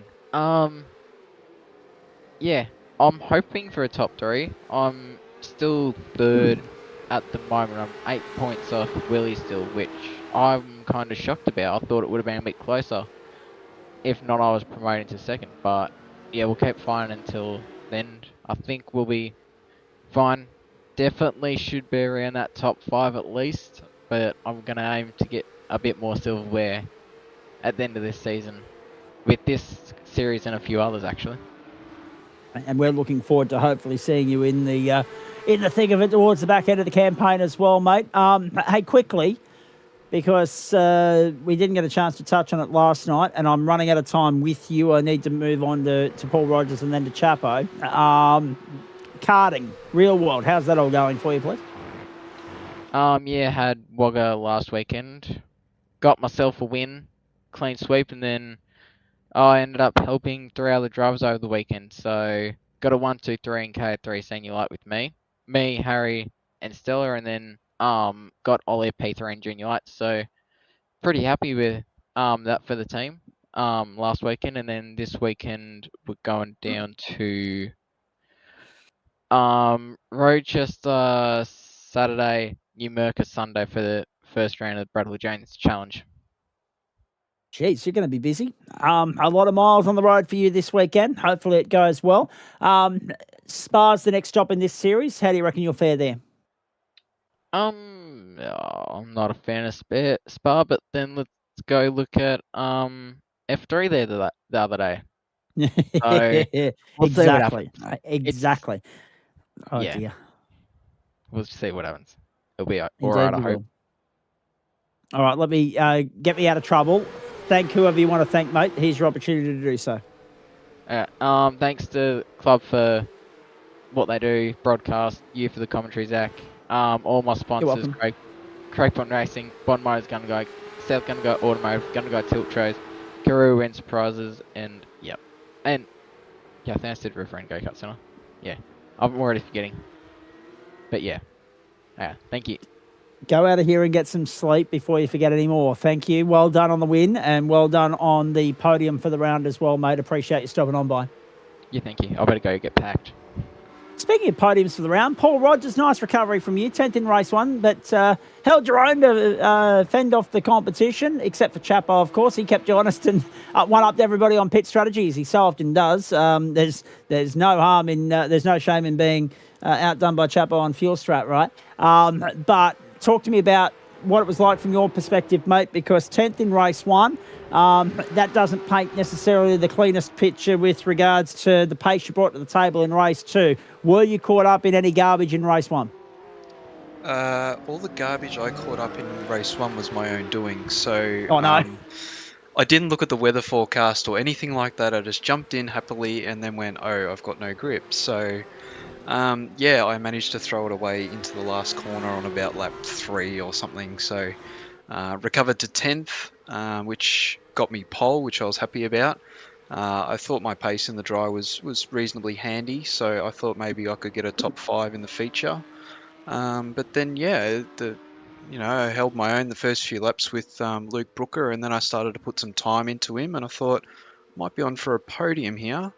And then I saw how quickly Sam and Craig were coming in the distance, and I thought, yeah, if those guys will come through pretty quick. But yeah, Sam got in behind me, and he got it looked like a couple of aero washes from me, so I just made sure I kept hitting my marks because you never know what's going to happen. But yeah, then once we got to a bit of pit stop stuff, I knew I was in trouble because either way, he just had so much pace on me. So I tried to stop him from undercutting, but yeah, there was no chance really. And that especially showed once we got out the other side, both in clean air. He was punching laps 8/10 a second quicker than me. So yeah, well done to him and to Craig for coming through. But yeah, Rap to roll across second. And it's always good, isn't it? I mean, the sprint rounds, they're a double-edged sword. They're a double negative almost, in the sense that, okay, by your own admission, caught out by weather conditions in race one. See, this is interesting because you guys obviously had a wetter circuit than what we did in the open split. The open split was pretty much dry. Everyone ran dries there in heat one. There were, of course, a couple of bits of water lying on the edge verges of the racetrack that caught a couple of people out, and as long as you knew where your markers were, you were able to get away with dries, right? But you guys obviously had the wetter of the conditions there. So undone by that, but give it a second chance, a second bite at the cherry to start front row race two. And it's important on nights like this where, okay, race one's been a little bit frustrating. The red mist has descended, to try and just push it to one side, put it in the rear view mirror and focus on the task at hand and converting that opportunity presented to you, mate. And you did just that. You converted a front row start into a top 3 finish. You can't ask for much more. Yeah, I'm pretty happy with that, to be honest. So yeah, as you say, it's not throw in the towel after the first race. I knew if I could get back to 10th, then I can still make something of my night. So we ended up 3rd on points for the night, so it was a pretty good night. Indeed, it was. How are you finding the new Porsche? Still mixed reviews about the car itself, but everybody's in the same boat. iRacing, I don't think, have yet eliminated completely that pogo stick mentality that it's kind of got about it. But how are you finding it to drive? So I jumped in the category at the perfect time because I'd never had the old Porsche. So I thought this was the perfect time to jump into it, having never driven it before. I don't mind they talk about the pogo stick effect. I mean, you can drive around it. It's probably worse if you're the speed of Sam and some of the others. But you just lift slightly hesitant on the throttle a little bit more, or square off a corner a little bit more. The bouncing's not as bad. So depending on the track, it could be worse as well. Somewhere like Sebring where it bounces around a lot, but you just get used to it. You just drive whatever. You just race. Well, that's exactly right. And this is the thing. Everybody's in the same boat. So whoever manages to wrap their head around it the best and deal with the challenges presented to them and just work through them usually prevails. And we've seen vast improvement from some competitors, including Chapo, throughout the course of this new 992.2 era. Mate, how much of you are we going to see in the back half of the campaign, please? I mean, there were a couple of weeks there where we didn't see you on the grid. This is your first appearance since round 2. It's your 3rd top 5 finish of the season. All bodes well going into the second half of the campaign. When will we see you? When won't we? So yeah, real life got in the way. Family life is getting in the way a little bit during this month. So the month is the festival of birthdays in our house. So Oh, lovely. there's 4 of us here, and we're all born in May. So a lot of family stuff this month. So Jeez. yeah, I'll try. And the plan is to do every round. But yeah, sometimes life just gets in the way. So. Yeah, We get that. given I've had my drop rounds already, if I get through every other race, I'll see if I can push a top 5 championship. Looks pretty grim at the moment, but yeah, I've taken my 2 drop rounds, whereas I don't think the points show anyone else's just yet. Correct. And we won't get a fair reflection of that until the end of the 7th week of competition, of course, which is, I can't believe I'm saying this, only a fortnight away. That will be, of course, at the end of the Women's State of Origin Series, which has been won by New South Wales. The AFL tonight won comfortably by 7 goals by Geelong. I'll get to the final score for you in just a moment. It's about to pop back up on the screen. There it is. 11-10-76 trailed 17-15 117. So 41 points in the end, near on 7 goals to the good, the Cats. Good thing the Lions won the game that mattered, though, last September. Otherwise, it could have been a completely different story. Wow-wee. Big win for the Cats tonight. Swans and Magpies tomorrow night on Friday Night Football in Sydney, WA and Victoria at least. The viewers in Queensland and WA will be seeing... Queensland and South Australia at least will be seeing the match out of Darwin featuring the Gold Coast Suns and one of the South Australian teams. Let's continue on here, Paul. Outside of life commitments, outside of Porsche, where else might you pop up and have a steer this term? I've been plugging away at GD3 again. We're going okay in that. I've come to the Mustang this season just for something different away from the BMW. So, yeah, we're up to P7 in that championship with 1 race dropped. So, going okay in that at the moment. But yeah, between that and the Porsches, that's about it for me in the online world at the moment. All 4 in May. That'd have to be somewhat of a novelty and a rarity. That'd almost be Guinness Book of World Records territory to have all the family in the same household, all celebrating a birthday in the same month on the Gregorian calendar. That's unheard of. And 2 of us on the 31st. So we share a birthday. Jeez. On that subject, actually, on the subject of birthdays, my little sister turns 31 next Tuesday, so happy birthday to Natanya. And the great Amy Shark, by the way, ladies and gentlemen, celebrates 4-0 today. And she is just going gangbusters in the field of music at the moment. There's another album on the way, tearing it to shreds. So happy birthday to A Shark. And while I'm mentioning music, if you happen to be a fan of SBS and Eurovision, Delta's on centre stage tomorrow morning. I still have no bloody idea what the hell we're doing in Eurovision because we are so far from Europe, it's not funny. We are our own continent, for Christ's sake. But because it's Delta, I'll take it. And she's up there tomorrow morning. Sometime after 5 a.m. You'll see it on SBS Live around Australia. It's a banger of a song, and we're firm favourites, actually, to take out Eurovision. About time, too, because this is the best artist we've put forward for the campaign in the entire time that SBS have managed to wrangle a position on the bill for us. So well done there. That is tomorrow morning on SBS, and replay of... semi-final 1 tomorrow night, semi-final 2 Saturday night, and of course the final is live on Sunday morning from 5 a.m. and replayed Sunday night. Paul Rogers, we're just about done here, but before I let you go, Spa is the next stop, then Zandvoort. Thoughts on those? Spa will be interesting for me. I need to turn some laps because everyone knows Spa so well. Zandvoort, qualifying will be key at Zandvoort, I think. So I'm not good at qualifying, so I better figure something out for that. But I do enjoy Zandvoort. It is a fun track. Indeed it is, and we're looking forward to getting there immensely. Who would you like to thank before I let you go, mate? Thank Johnny at 75 Sim Sports and, of course, the Gentleman Sim Racing Club.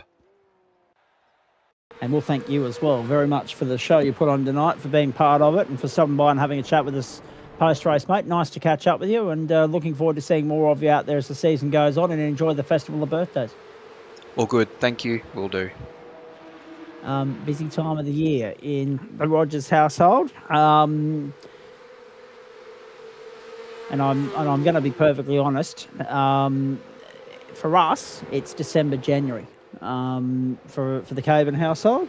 So I know exactly what he's feeling at the moment. But for us, thankfully, it's at a time of the year where we don't have to contend with work. Work's usually, on the back burner. But between December 20 and January 3, we have my mother, my sister, my niece. And we also have, obviously, Christmas, Boxing Day, New Year, etc. It is a very busy time of the year, but nothing quite like having all of them stacked up in May. I can't imagine how much hemorrhaging the wallet is doing at the moment. Sean Benici just alerting us to the fact that Spa's going to be in the wet as well. So it's a good thing we like the rain, and it's a good thing. It's a good thing we're there only for 40 minutes next week. Speaking of water, how many tears were shed tonight in Formula V, Sam Chapman? Well, speaking of water, we passed the watershed. It's bloody hell. I don't know where to start with you, quite frankly, because there's a bit to pick apart in Formula V. Let's be perfectly honest. You couldn't have asked for a worse sort of night there. Caught up in a couple of incidents. Same point of the racetrack. Just one lap further on.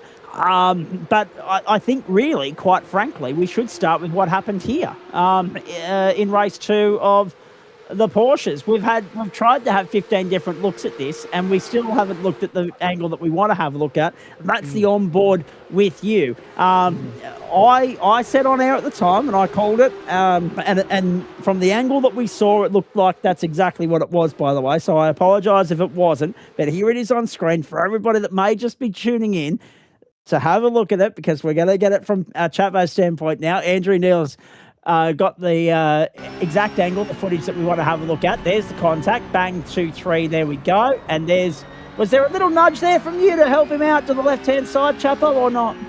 Yes. Yeah, I thought so. and I called it at the time, and I said that'll be direct out-and-out payback for the hip and shoulder that you copped as he was trying to slam the door shut. Talk us through it from your standpoint, please, and then maybe elaborate on what's going on down in race control, if you don't mind. Yeah. This is a tough one from a race control perspective, right? Because, from my cockpit, he's, come across and knocked me off while I have an overlap there, and has pushed me further back and meant that I don't have as much overlap going into that next corner. There wasn't any intent there from either of us. But yeah, like that sort of, I guess, closing of the door meant that I sort of got off balance, and then going into the next corner meant that I wouldn't have had as much overlap as I would have otherwise. But it was also never clear. So if I was in his position, I wouldn't have turned into the corner. But it's a tough one. It's unfortunate for Ryan, and it was almost unfortunate for me. Unfortunate for the race, really, Chapo. But from my perspective, he was sort of pushing to the right. I straightened up because I wasn't going to completely get pushed to the inside, and I feel I had that right, and that continued. So we'll leave it with the stewards. I pushed on. So speaking of stewards, exactly. I was just about to say, I'm glad that you've pulled up there, because that allows me to jump in. Speak of the devil, and he shall appear. Yeah. I am going to get to you in a moment, sir. No, let's be perfectly honest, right? The other thing that didn't work necessarily for you, Chapo, I thought there was a little bit of problem potentially coming your way in terms of not being able to pull it up because of the impact that was had by tyres meeting grass. The fact that there were two wheels in the grass there for a moment might have also been a contributing factor. Neither here nor there. Let's get it straight from the horse's mouth. Paul Wood, good evening to you. A rare treat for us to have you in here rocking and rolling with us on a Thursday night. I wish it was under better circumstances, though. What a hell of a week you've had. You've been working overtime. In fact, it's almost become a full-time job for you. I think Trav has a party and you were still running through the tape from Monday night. But let's focus on this. Because Race Control's heard both sides of the story. You were in there with Trav, with Jimmy Denton, Adam Lavis as well. What was your take on all of it, and what verdict did you reach? At this stage, we're still finalising a decision, so I won't actually say what has been said because the guys are still discussing it in there. So I have given input at this point, but the decision will remain with Travis at this point in time. If it does, or if they're not happy with the decision, Sam knows what the process is at this point. So at this point, I will withhold the discussion that we've had until a final decision is actually made. Teasing me. I'll tell you what, Zach. At that point, we should break to a commercial. That's the best bit of carrot dangling that Woodsy's ever done. We're just sitting here on the edge of our seat waiting with bated breath.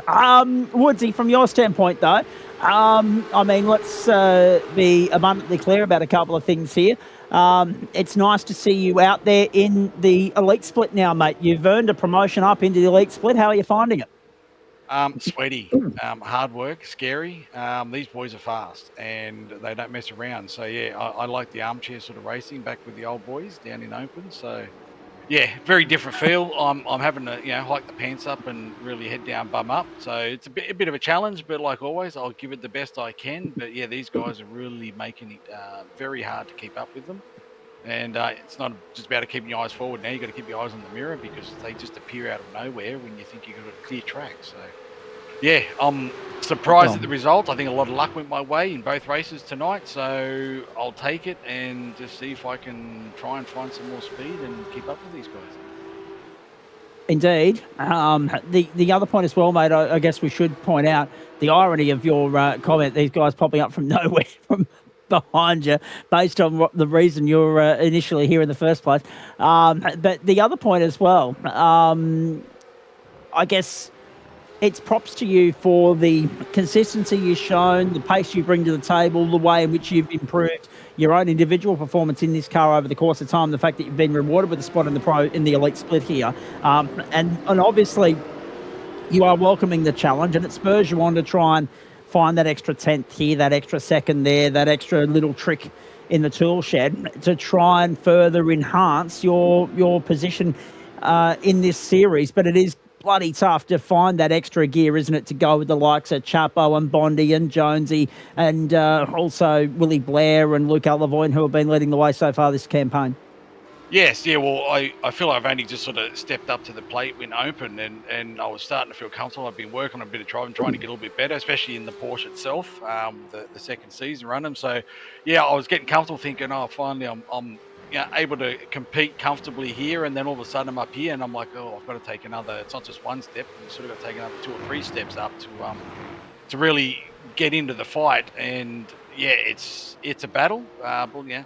Same as I always do. It's I just keep trying, and the only way to get better is to race against faster guys, and hopefully I can learn from these guys. So I do try to watch what they do and that sort of thing when I can keep up long enough behind them to see what they do. But yeah, it's the only way to learn, and let's see if I can pick up some little tricks of the trade and try and gain some more pace. But yeah, for now I'll just keep pushing and try to get the best result each week. 5th and 6th, though, I mean, granted, there was a bit of attrition in race 1, some heavyweight contenders rubbed out of it. However that's happened, who cares? Let's acknowledge the fact that you were able to stay clear of trouble and bag that result, a top 5 finish, really pleasing. And then obviously to back it up with a 6th in the invert to finish exactly where you started, not too bad, all things considered. Yeah, it was good. That first race I saw, there was a mix of tyre compounds out there, the wet and dry. So I'm like, this is going to be very interesting. It's either going to, I went out on wet, so I'm like, this is either going to work for me or against me. And as it turned out, it worked for me. So some of the real fast guys up front were on the slicks, and that's what forced them backwards. So I knew coming into the second race that I'm going to be watching my mirrors, because I knew these guys were going to be coming through with pace, because with practice they were still, had a fair bit of pace over me. So and battling in amongst the pack as well. It's I'm still not what I'd say fully comfortable with this car, in the fact that I'm really comfortable pushing hard to not lock it up or spin out. So yeah, it just made it that little bit more interesting coming on. I knew it was going to be a battle, and it didn't surprise me when they started pushing through early. So yeah, but I mean, look, interesting track as always. It's got some really interesting corners. It's not one of my strongest tracks. So yeah, the results I got, I'm more than happy with. Now, talk us through the second half of the season, mate. Once you can break clear of what's been a big week in the steward's office. Oh, dear. It's just, there's something in the water this week. I don't know what. Belgium's the next stop, then Circuit Park Zandvoort. How do you feel about 40 minutes around Spa? Oh, look, Spa's always a fun one for me. I enjoy it. I seem to do reasonably well there, and the longer races definitely serve me better at Spa. So, yeah, let's bring it on. Let's have some fun. If I can get the car feeling comfortable, which I'm doing reasonably well at the moment, of being comfortable, it should be a good race. And I'm more than happy that it's not raining there, because rain and Spa doesn't always go well with me, but a dry track is fun. So, yep, let's bring it on. I have now been issued the final ruling. Or should I just leave it and keep everyone hanging? No, breaking news. Breaking news. Go with it, please. Tune in next week for the final now. chapter. So the final decision come down. It'll be a 10 seconds and 1 safety point. 10? A 1 Mr. Chapman. Wow. Okay. And okay, so there's reason why Chapo's really disappointed about that, ladies and gentlemen. And that's because his race win has now been stripped out from under him. Had it been a 5 seconds, he would have been winning it by 0.31 of a second over Paul Rogers. So congratulations to Paul Rogers. He will inherit the win. And Chapo will... can we bring up those results again, please, Mr. Neil, just to confirm? I think he's going to plummet down to 5th as a result of that. Yes, that's a hefty old invoice. Let me ask you this, Woodsy, while I've still got you, and Chapo will deal with your disappointment in a moment.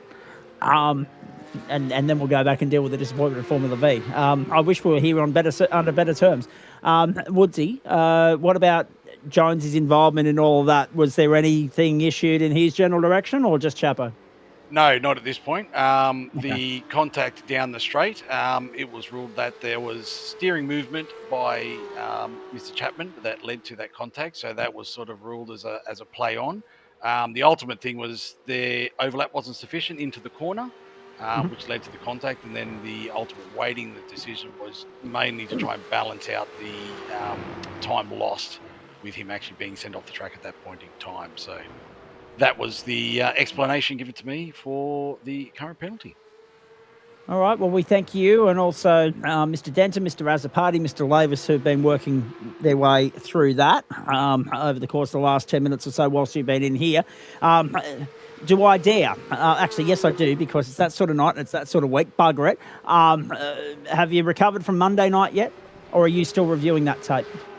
No, at this stage, I haven't actually gone over the tapes or any of that, but I've been way behind on my stewarding through to just life getting in the way the last couple of weeks, as well as a couple of little other issues that have gone on, some major incidents that have took a little bit of dealing with. So I've mainly caught up on that. So I'm up to date on my generalised stewarding, but as for specifics for Monday, I think I've looked at 1 or 2 incidents that were reported, but I haven't actually gone over them. I think Mr. Azzopardi does want me to, or pull me aside to have a look at some things. So I'd say that will be coming probably over the weekend at this stage. I hope you've got a clear book in your schedule this weekend, Woodsy, because you're going to need it. I do, yes. I've managed to catch up on everything, so I do have time up my... I would like to have some time just to have a break and let my hair grow back a little bit, but at this stage I am free, so yes, I can look at some things over the weekend.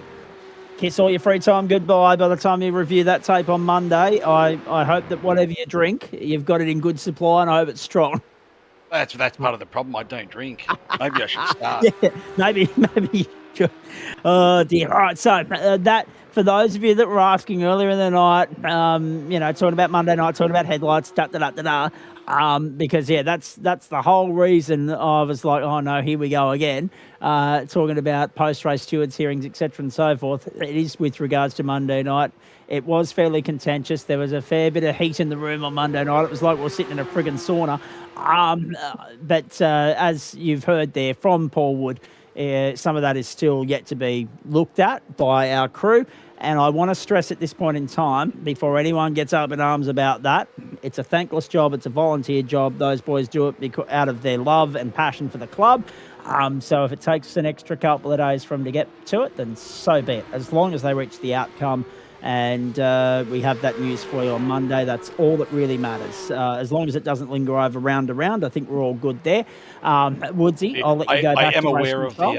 I am aware of the flashing incident, and yes, actions are in the process of being taken, and Yes. things are being escalated. That's as much as I know, but as for final decisions at this point, I haven't caught up on committee chat or anything like that. But Exactly. yes, things are being taken care of, because what did happen, especially with the flashing, is not on and not acceptable. Yeah. So yes, Yeah. he's in trouble. Let's put it that way. I thought so. I thought as much. I'm glad that we've been able to shed some light on that, but obviously we'll have more information once the weekend has come and gone. I wish you the very best of luck with that, sir. You're going to need it. And thanks for stopping on by tonight. We do appreciate it. Go well. No worries. Thanks, guys. And back off to race control goes, well, actually, no, maybe not, because everyone's vacated for the night. So they're all I was gone. supposed to See be you, going boys. back down. I was requested to come back, but I'm like, I want to get in and have a chat to Zach before everyone leaves. They've all shot through, Woodsy. They've seen their opportunity to get out for the night and go and have supper. Good luck to them, and good luck to you as well, mate. Thank you for that. No worries, that's right. It means I can go to bed early then. So, all right, Exactly. I'm out, boys. Have a good one. And we will indeed, and we'll get to go to bed eventually as well. Always nice to catch up with Chapo here, and always nice to catch up with Woodsy. Andrew Neil and I will wrap it up for you shortly. Chapo, obviously, immense disappointment of that. But really, look, it's one of those things, isn't it? You're damned if you do, damned if you don't. 6 1/2 dozen of the other. I'll be interested to hear your initial thoughts and whether you or not you're planning on maybe lodging an appeal here. Yeah, I'll apologise to Woodsy now. I haven't lodged an appeal in, I don't know. I swear I haven't lodged an appeal in about 6 months. It's been a while. I've been good, but 6 months. There's people who haven't lodged an appeal ever. Yeah, I've raced a lot, mate. And I don't deal with unfairness well. So, I'll lodge that in. I think, I can see a 5. I think 10's a bit rich. I understand. Well, I think Neely could see a 5 as well, because he was saying to me, "Do you reckon Chapo's cracking the whip along a little bit here and just putting out quality numbers just in case he's got an invoice to work with?" Yeah, exactly. So well called, Andrew Neil. So you thought it was going to be 5, did you? I thought it was anywhere between nothing and 5, because there was contact early on. I don't think that earlier contact was my fault. My wheel went left, but that was to straighten up. I had no reason to continue opening that line up for him and letting him completely push me to the inside while I'm alongside. That was the cause of that, and it was clearly trying to bring the car back after the incident as well. There was no intent and no damage, so my view would be a nothing or a 5, given the context of the situation. I can understand they've all got their own spreadsheet and systems and that sort of thing as well, and that's what would come to it. I'm thankful that we have race control and Trav's out there doing it. It's a good thing. That's a pretty significant invoice. So we'll have a look at it. Because that's obviously just, I mean, bloody hell, does that top off tonight? What a shit night.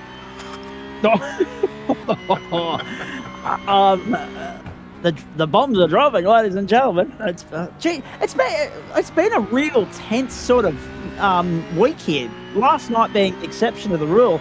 There was some real fires trying to be lit and extinguished on Monday night. The comment section blew up deluxe. The chat threads in Discord internally were going off the Richter.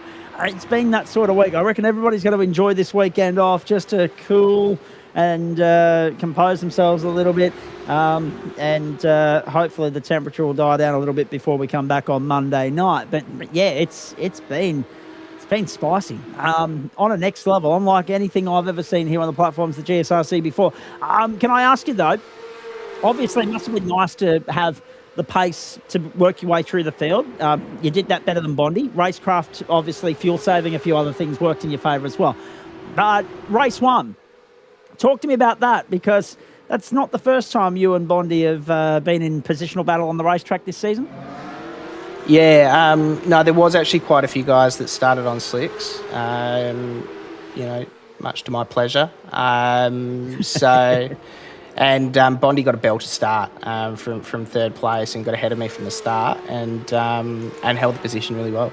Was right on his tail the entire race, but yeah, he kept it clean, and it was actually really quite difficult to overtake in that weather, and particularly with how well he was driving. So, credit to him. I couldn't get it done. I tried a couple of times, but couldn't get the move done, and he came out on top. So, yeah, credit to him. He raced really well. Indeed, he did. And nice for him to get one up on you. Actually, go for it, Andrew. I was just going to say, how wet was the track, Chapo? Yeah, it was pretty wet. It was lightly wet at the start. So lightly wet is usually that the gate where you put your wets on. Very lightly wet, you can get away with dries. Lightly wet, you want the wets. So it was wet enough that it changed the game a bit and probably made both Bondi and I's driving style more preferable. But then it very much sort of stayed at that level throughout the race, so there wasn't too much changeability to sort of to really change it up too much. Once he got his lines down pat, it was I couldn't find a way past.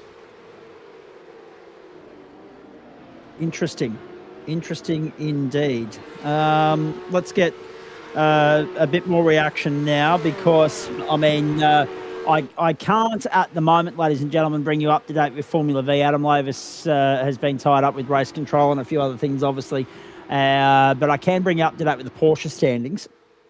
And I will go open split first, then actually no, I won't, because open hasn't yet been done either, but I can go elite for the moment and tell you that Sam Chapman still leads the way here. 511 plays Willie Blair 486, Craig Bond 477. Bondi wins the round by way of Chapo's invoice tonight.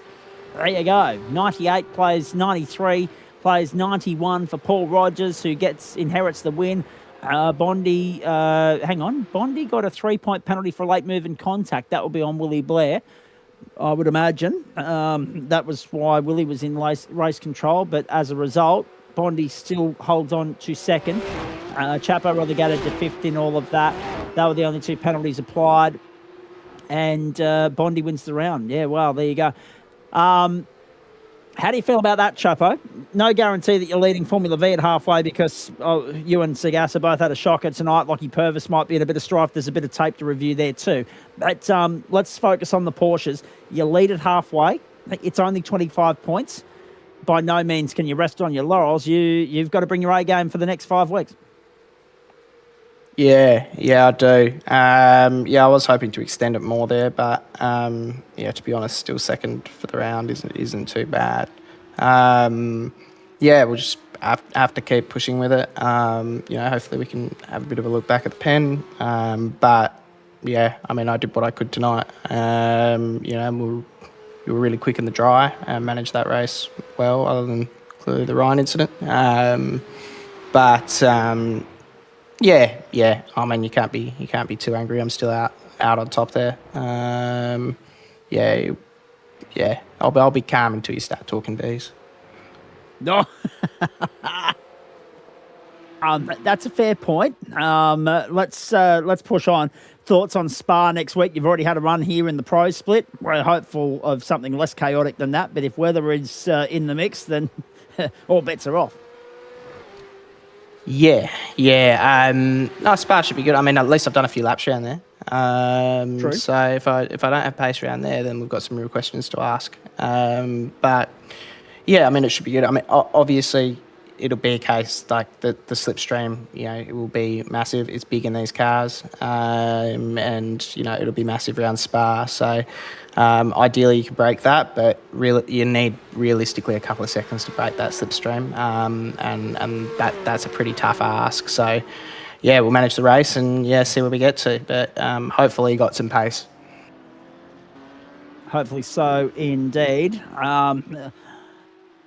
The other point is, I guess, the ominous threats there are Willie Blair and Craig Bond, but there's a couple of other guys that once the drop rounds come into the mix here, it could really be a spicy sort of 5 or 6 different contenders in this championship fight. I'm a little bit interested in how the second half of the season goes for a multitude of different reasons, Chapo. One, whether we continue to get these small fields, and B, what about bloody Greg Stewart arrive and land straight on top of the roster in qualifying, please? Yeah, that guy's quick. It was quick in practice, quick in quali.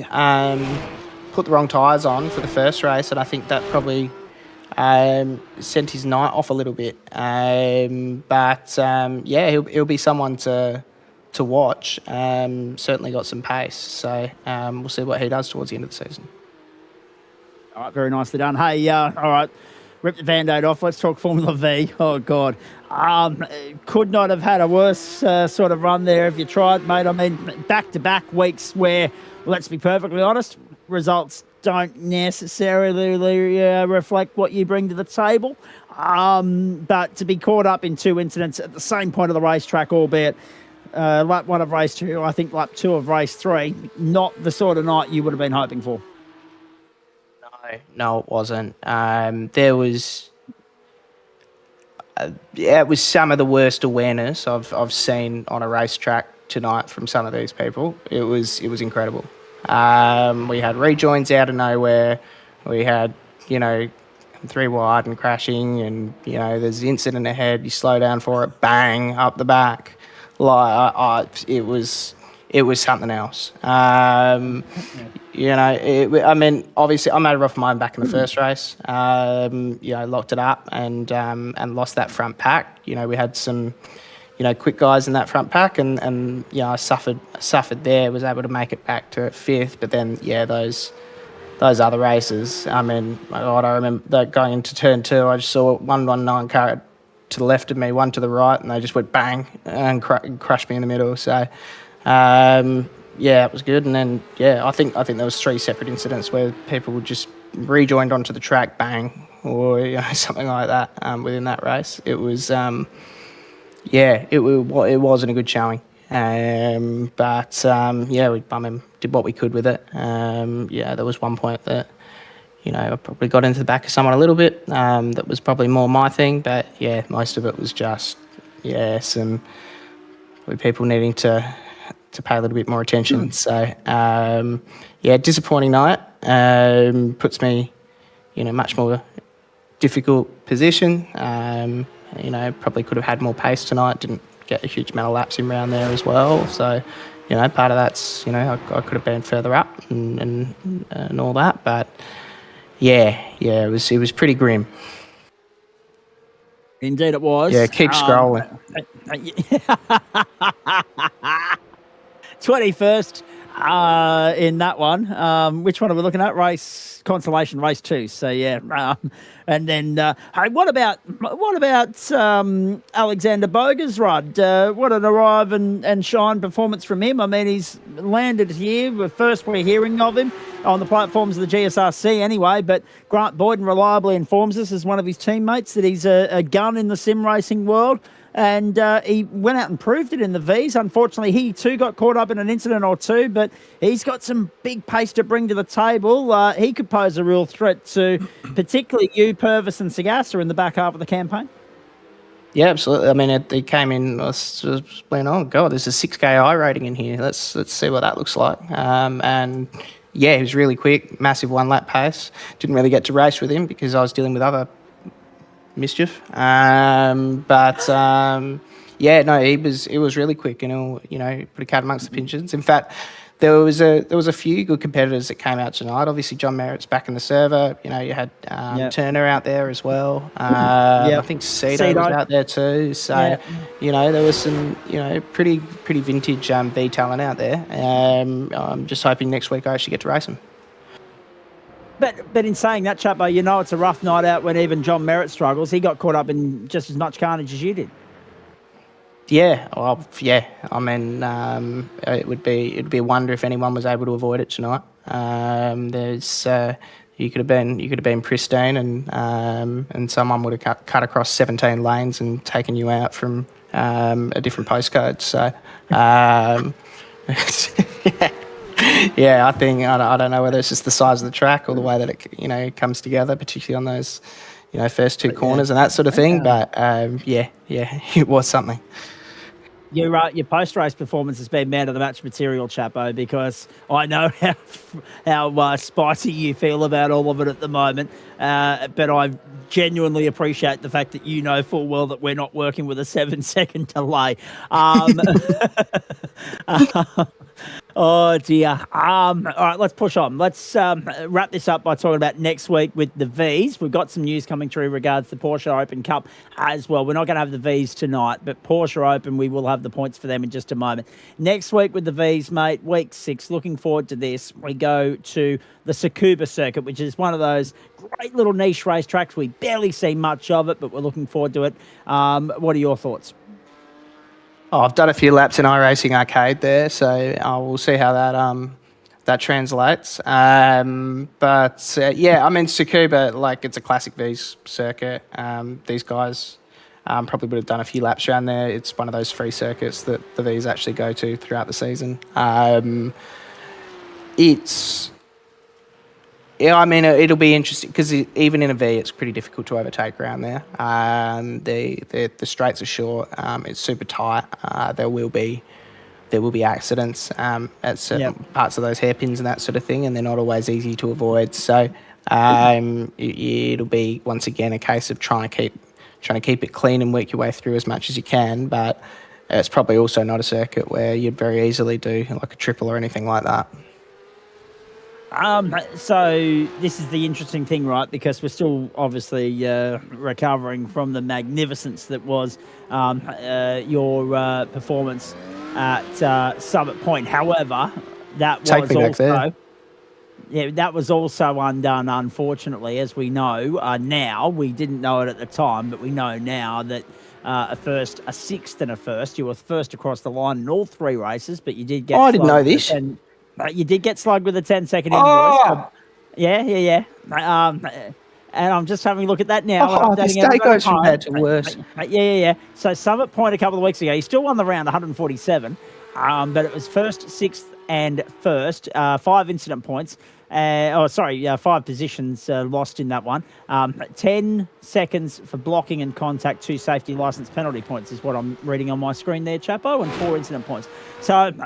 that is unfortunate. 1 less race win in the tally, but that's still 1, 2, 3, 4 for the season so far. You are still firmly in the mix of that title race when we get to next week. Tsukuba, I guess because of the nature of the circuit, the slipstream will be good down the back straight and around onto the front straight. The rest of the work is going to be a hard, tough sort of grind through the infield, but hopefully because of it being short and flowing enough for the Formula Vs, it will keep everybody bunched up. We probably won't see the sort of pack racing we saw at Summit Point, but we should still see some solid action, and it'll probably be better than Miami and Mexico anyway. Oh, it couldn't be worse than Miami, so that's fine. As if, all right, I'm going to have to put in another protest. That's incredible. Okay. Cool. That was you blocking on Jonesy, believe it or not. So there's I know. I know. It's turning into a thing. Dear. All right, we better mend bridges because yes. I don't mean to have any beef, but that's interesting. It was. Yeah, I mean, it was relatively late, but he didn't have overlaps, so I'm surprised that came through. I'll go back and have a look. I didn't analyse it that closely at the time, but no. I mean, I'll be interested to see what the points come out with after this round. It's going to be super tight between Sagasa and I. We're watching him sort of fighting up the front for most of it. It was pretty painful, but I don't know what happened to him in that final race, but that probably kept things, a little bit in check at least. Unfortunate for him, but okay.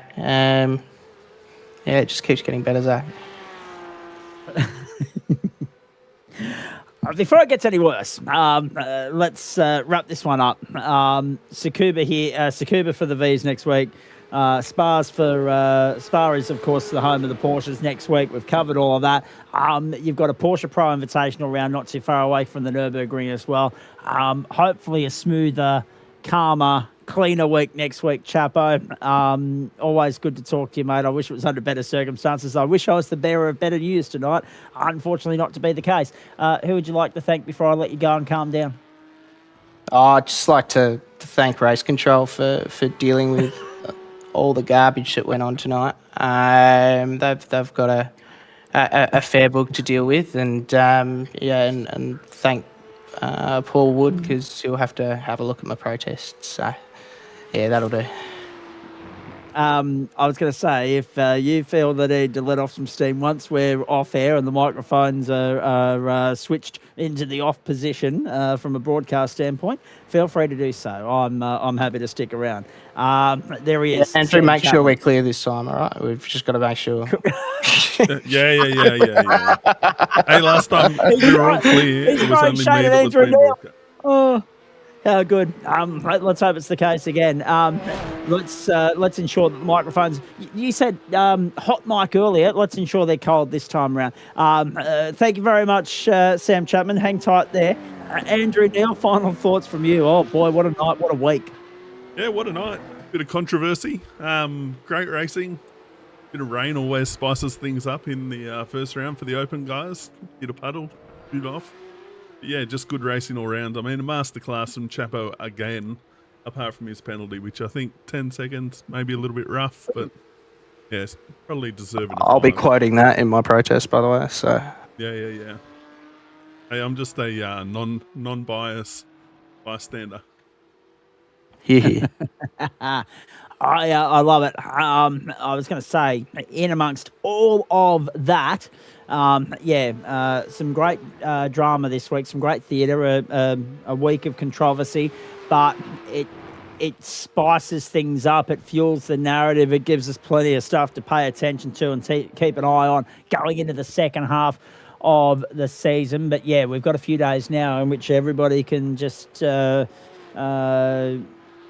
stand back, count to 10, catch their breath, let everything simmer a little bit and see where we sit come Monday night. I mean, from our standpoint, yeah, absolutely magnificent in terms of the amount of interaction we've had with people this week. There have been people absolutely absorbed by everything we've been broadcasting and everything we've been seeing. But yeah, I'm reserving judgment on that. I don't envy Race Control. I said that on Monday night. I say it again tonight. It is one of the more thankless jobs in the club, but someone has to do it. I'm glad we've got a dedicated team that commit to doing it, but I do not envy them this week more than most. By gee, it's been spicy stuff. Big week. Enjoyed it. Hope you did as well. Plenty coming up in the real world this weekend. We'll get to that in just a moment. But the AFL, Geelong too good for Brisbane, 41 points the margin there. New South Wales 14 have defeated Queensland 10, 2-0 victors in Women's State of Origin. And of course, this weekend, among other things, the FA Cup final for the soccer. The Australian Karting Nationals visit my neck of the woods. They're just out along Champions Way there in Willowbank, the Ipswich Kart Club this weekend. MotoGP from... They had Le Mans last week, so it's the Grand Prix de Catalunya this week, and then they go to Mugello or one or the other. I might have that round the wrong way, so apologies if that is the case. But I feel as though it's Catalunya this week, and then Marc Marquez will be back for Mugello. As far as the rest of it's concerned, by gee, what else have we got? IndyCar, Indianapolis 500 qualifying. Keep your eyes peeled on that on Stan Sport around Australia this weekend. Really looking forward to that. And, of course, the 500 next Monday morning. The NASCAR All-Star Race, of course, Monday morning from Dover. The US PGA Championship, the golf, underway already on Fox Sports, the second of the majors for the season. I've mentioned Eurovision already. It is the Catalan Grand Prix, confirming that for MotoGP. The Nürburgring 24-hour this weekend. That is the big gold... bullion of the weekend as far as motorsport's concerned. Quite frankly, that is the big cookie amongst a heap of stuff that's going on. Formula E from Monaco as well, the A-League finals, Magic Round in the NRL, the AFL continues, Suncorp Super Netball, the racing, the Super Rugby, you name it. There's something for everyone to sink their teeth into this weekend. World Superbikes, incidentally, from Czechia, the Czech Republic. So a lot to absorb and digest there in what is a big year of sport. FIFA World Cup now only a month away. Now, open split Porsche points on the back of all of that. Adam Lavis preliminarily is, I can't say that word at the moment for whatever reason. I can't just wrap my bloody tongue around it. I apologise.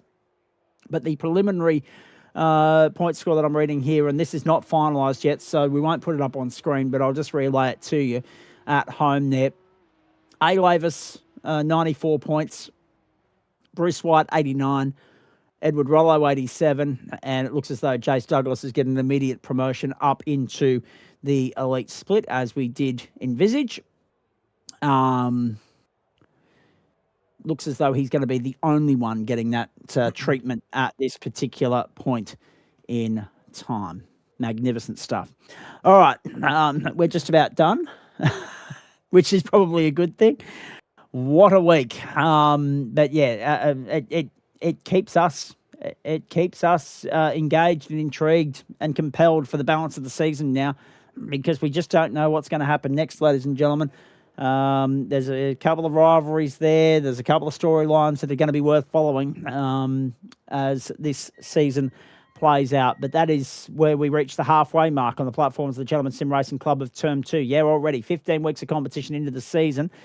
And if you're a competitor in the Gentlemen's Endurance Championship, your next assignment is Watkins Glen tomorrow night. 75 minutes of action there, around 200 kilometres, 8:30 Eastern. Good luck to all that are competing there. No broadcast at this stage. If that changes, we will let you know, but no broadcast at this stage. Mountain Men Saturday night. The wheel spin tomorrow night to determine the car of choice for Mountain Men Saturday night. 32 laps around Mount Panorama, Bathurst, 8 p.m. Eastern Standard Time.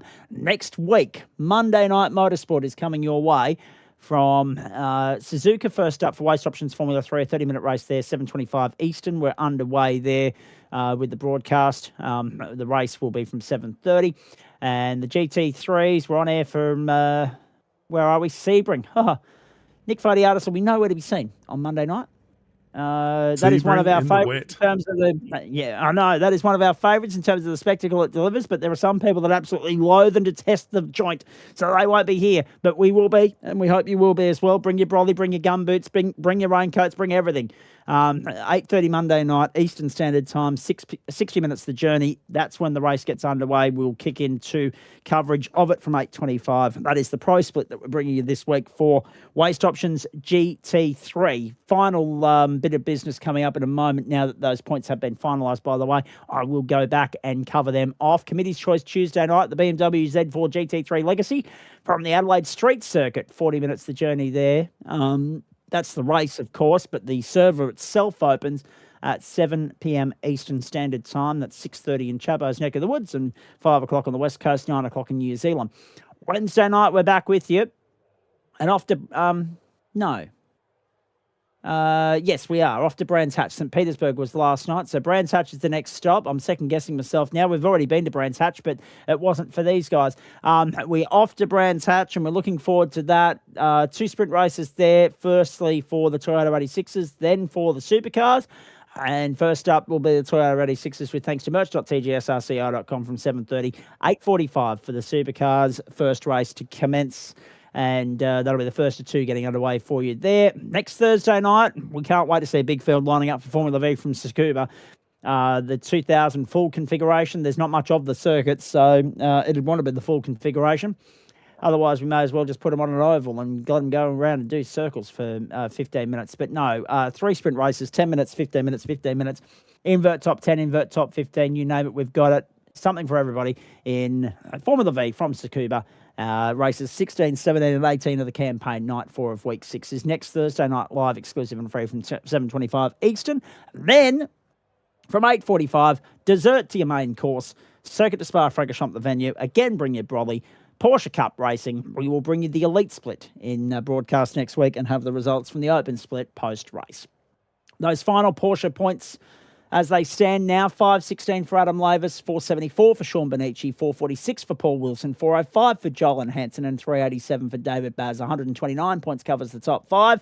And as we say, the promotion to the Pro Split for Jace Douglas, as if it was ever in any sort of doubt. That's it from us. We're done. Hope you enjoyed that. Go out and have yourself a great weekend, everybody. For those of you here in Ipswich, the show is on this weekend as well, not just the karting nationals, so plenty to sink your teeth into in this part of the world, and good luck to everybody working their way through what is a very fractured public transport network here in Queensland at the moment, getting themselves to and from Magic Round this weekend, rather you than me. Merch.tgsrci.com or gsrcmerch.myshopify.com is where you go for all of the GSRC merch and paraphernalia. And, of course, race.tgsrci.com is where you go to find out more about this club, the who, what, when, where, why, and how. And that's, of course, able to give you all the information you need with regards to how to sign up, how to get involved, when we're racing, what we're racing, where we're racing, and so much more. The ins and outs of the club, all that, paperwork, all the rules and regs, that tedious stuff that we've been divulging so much of throughout the course of this week's broadcast. We've had fun. Sorry, most of us have had fun. Others are leaving frustrated. Hope you enjoyed Thursday Night Motorsport. Live, exclusive and free across Facebook and YouTube, the platforms of the Gentleman Sim Racing Club. Appreciate you sticking with us through the tech issues we had there at the end of Formula V. On behalf of Matt Schmidt, Andrew Neal, the entire broadcast, commentary and production team. The Cats too good for the Lions. New South Wales over Queensland and Women's State of Origin. There's some cricket coming up tonight in the Indian Premier League.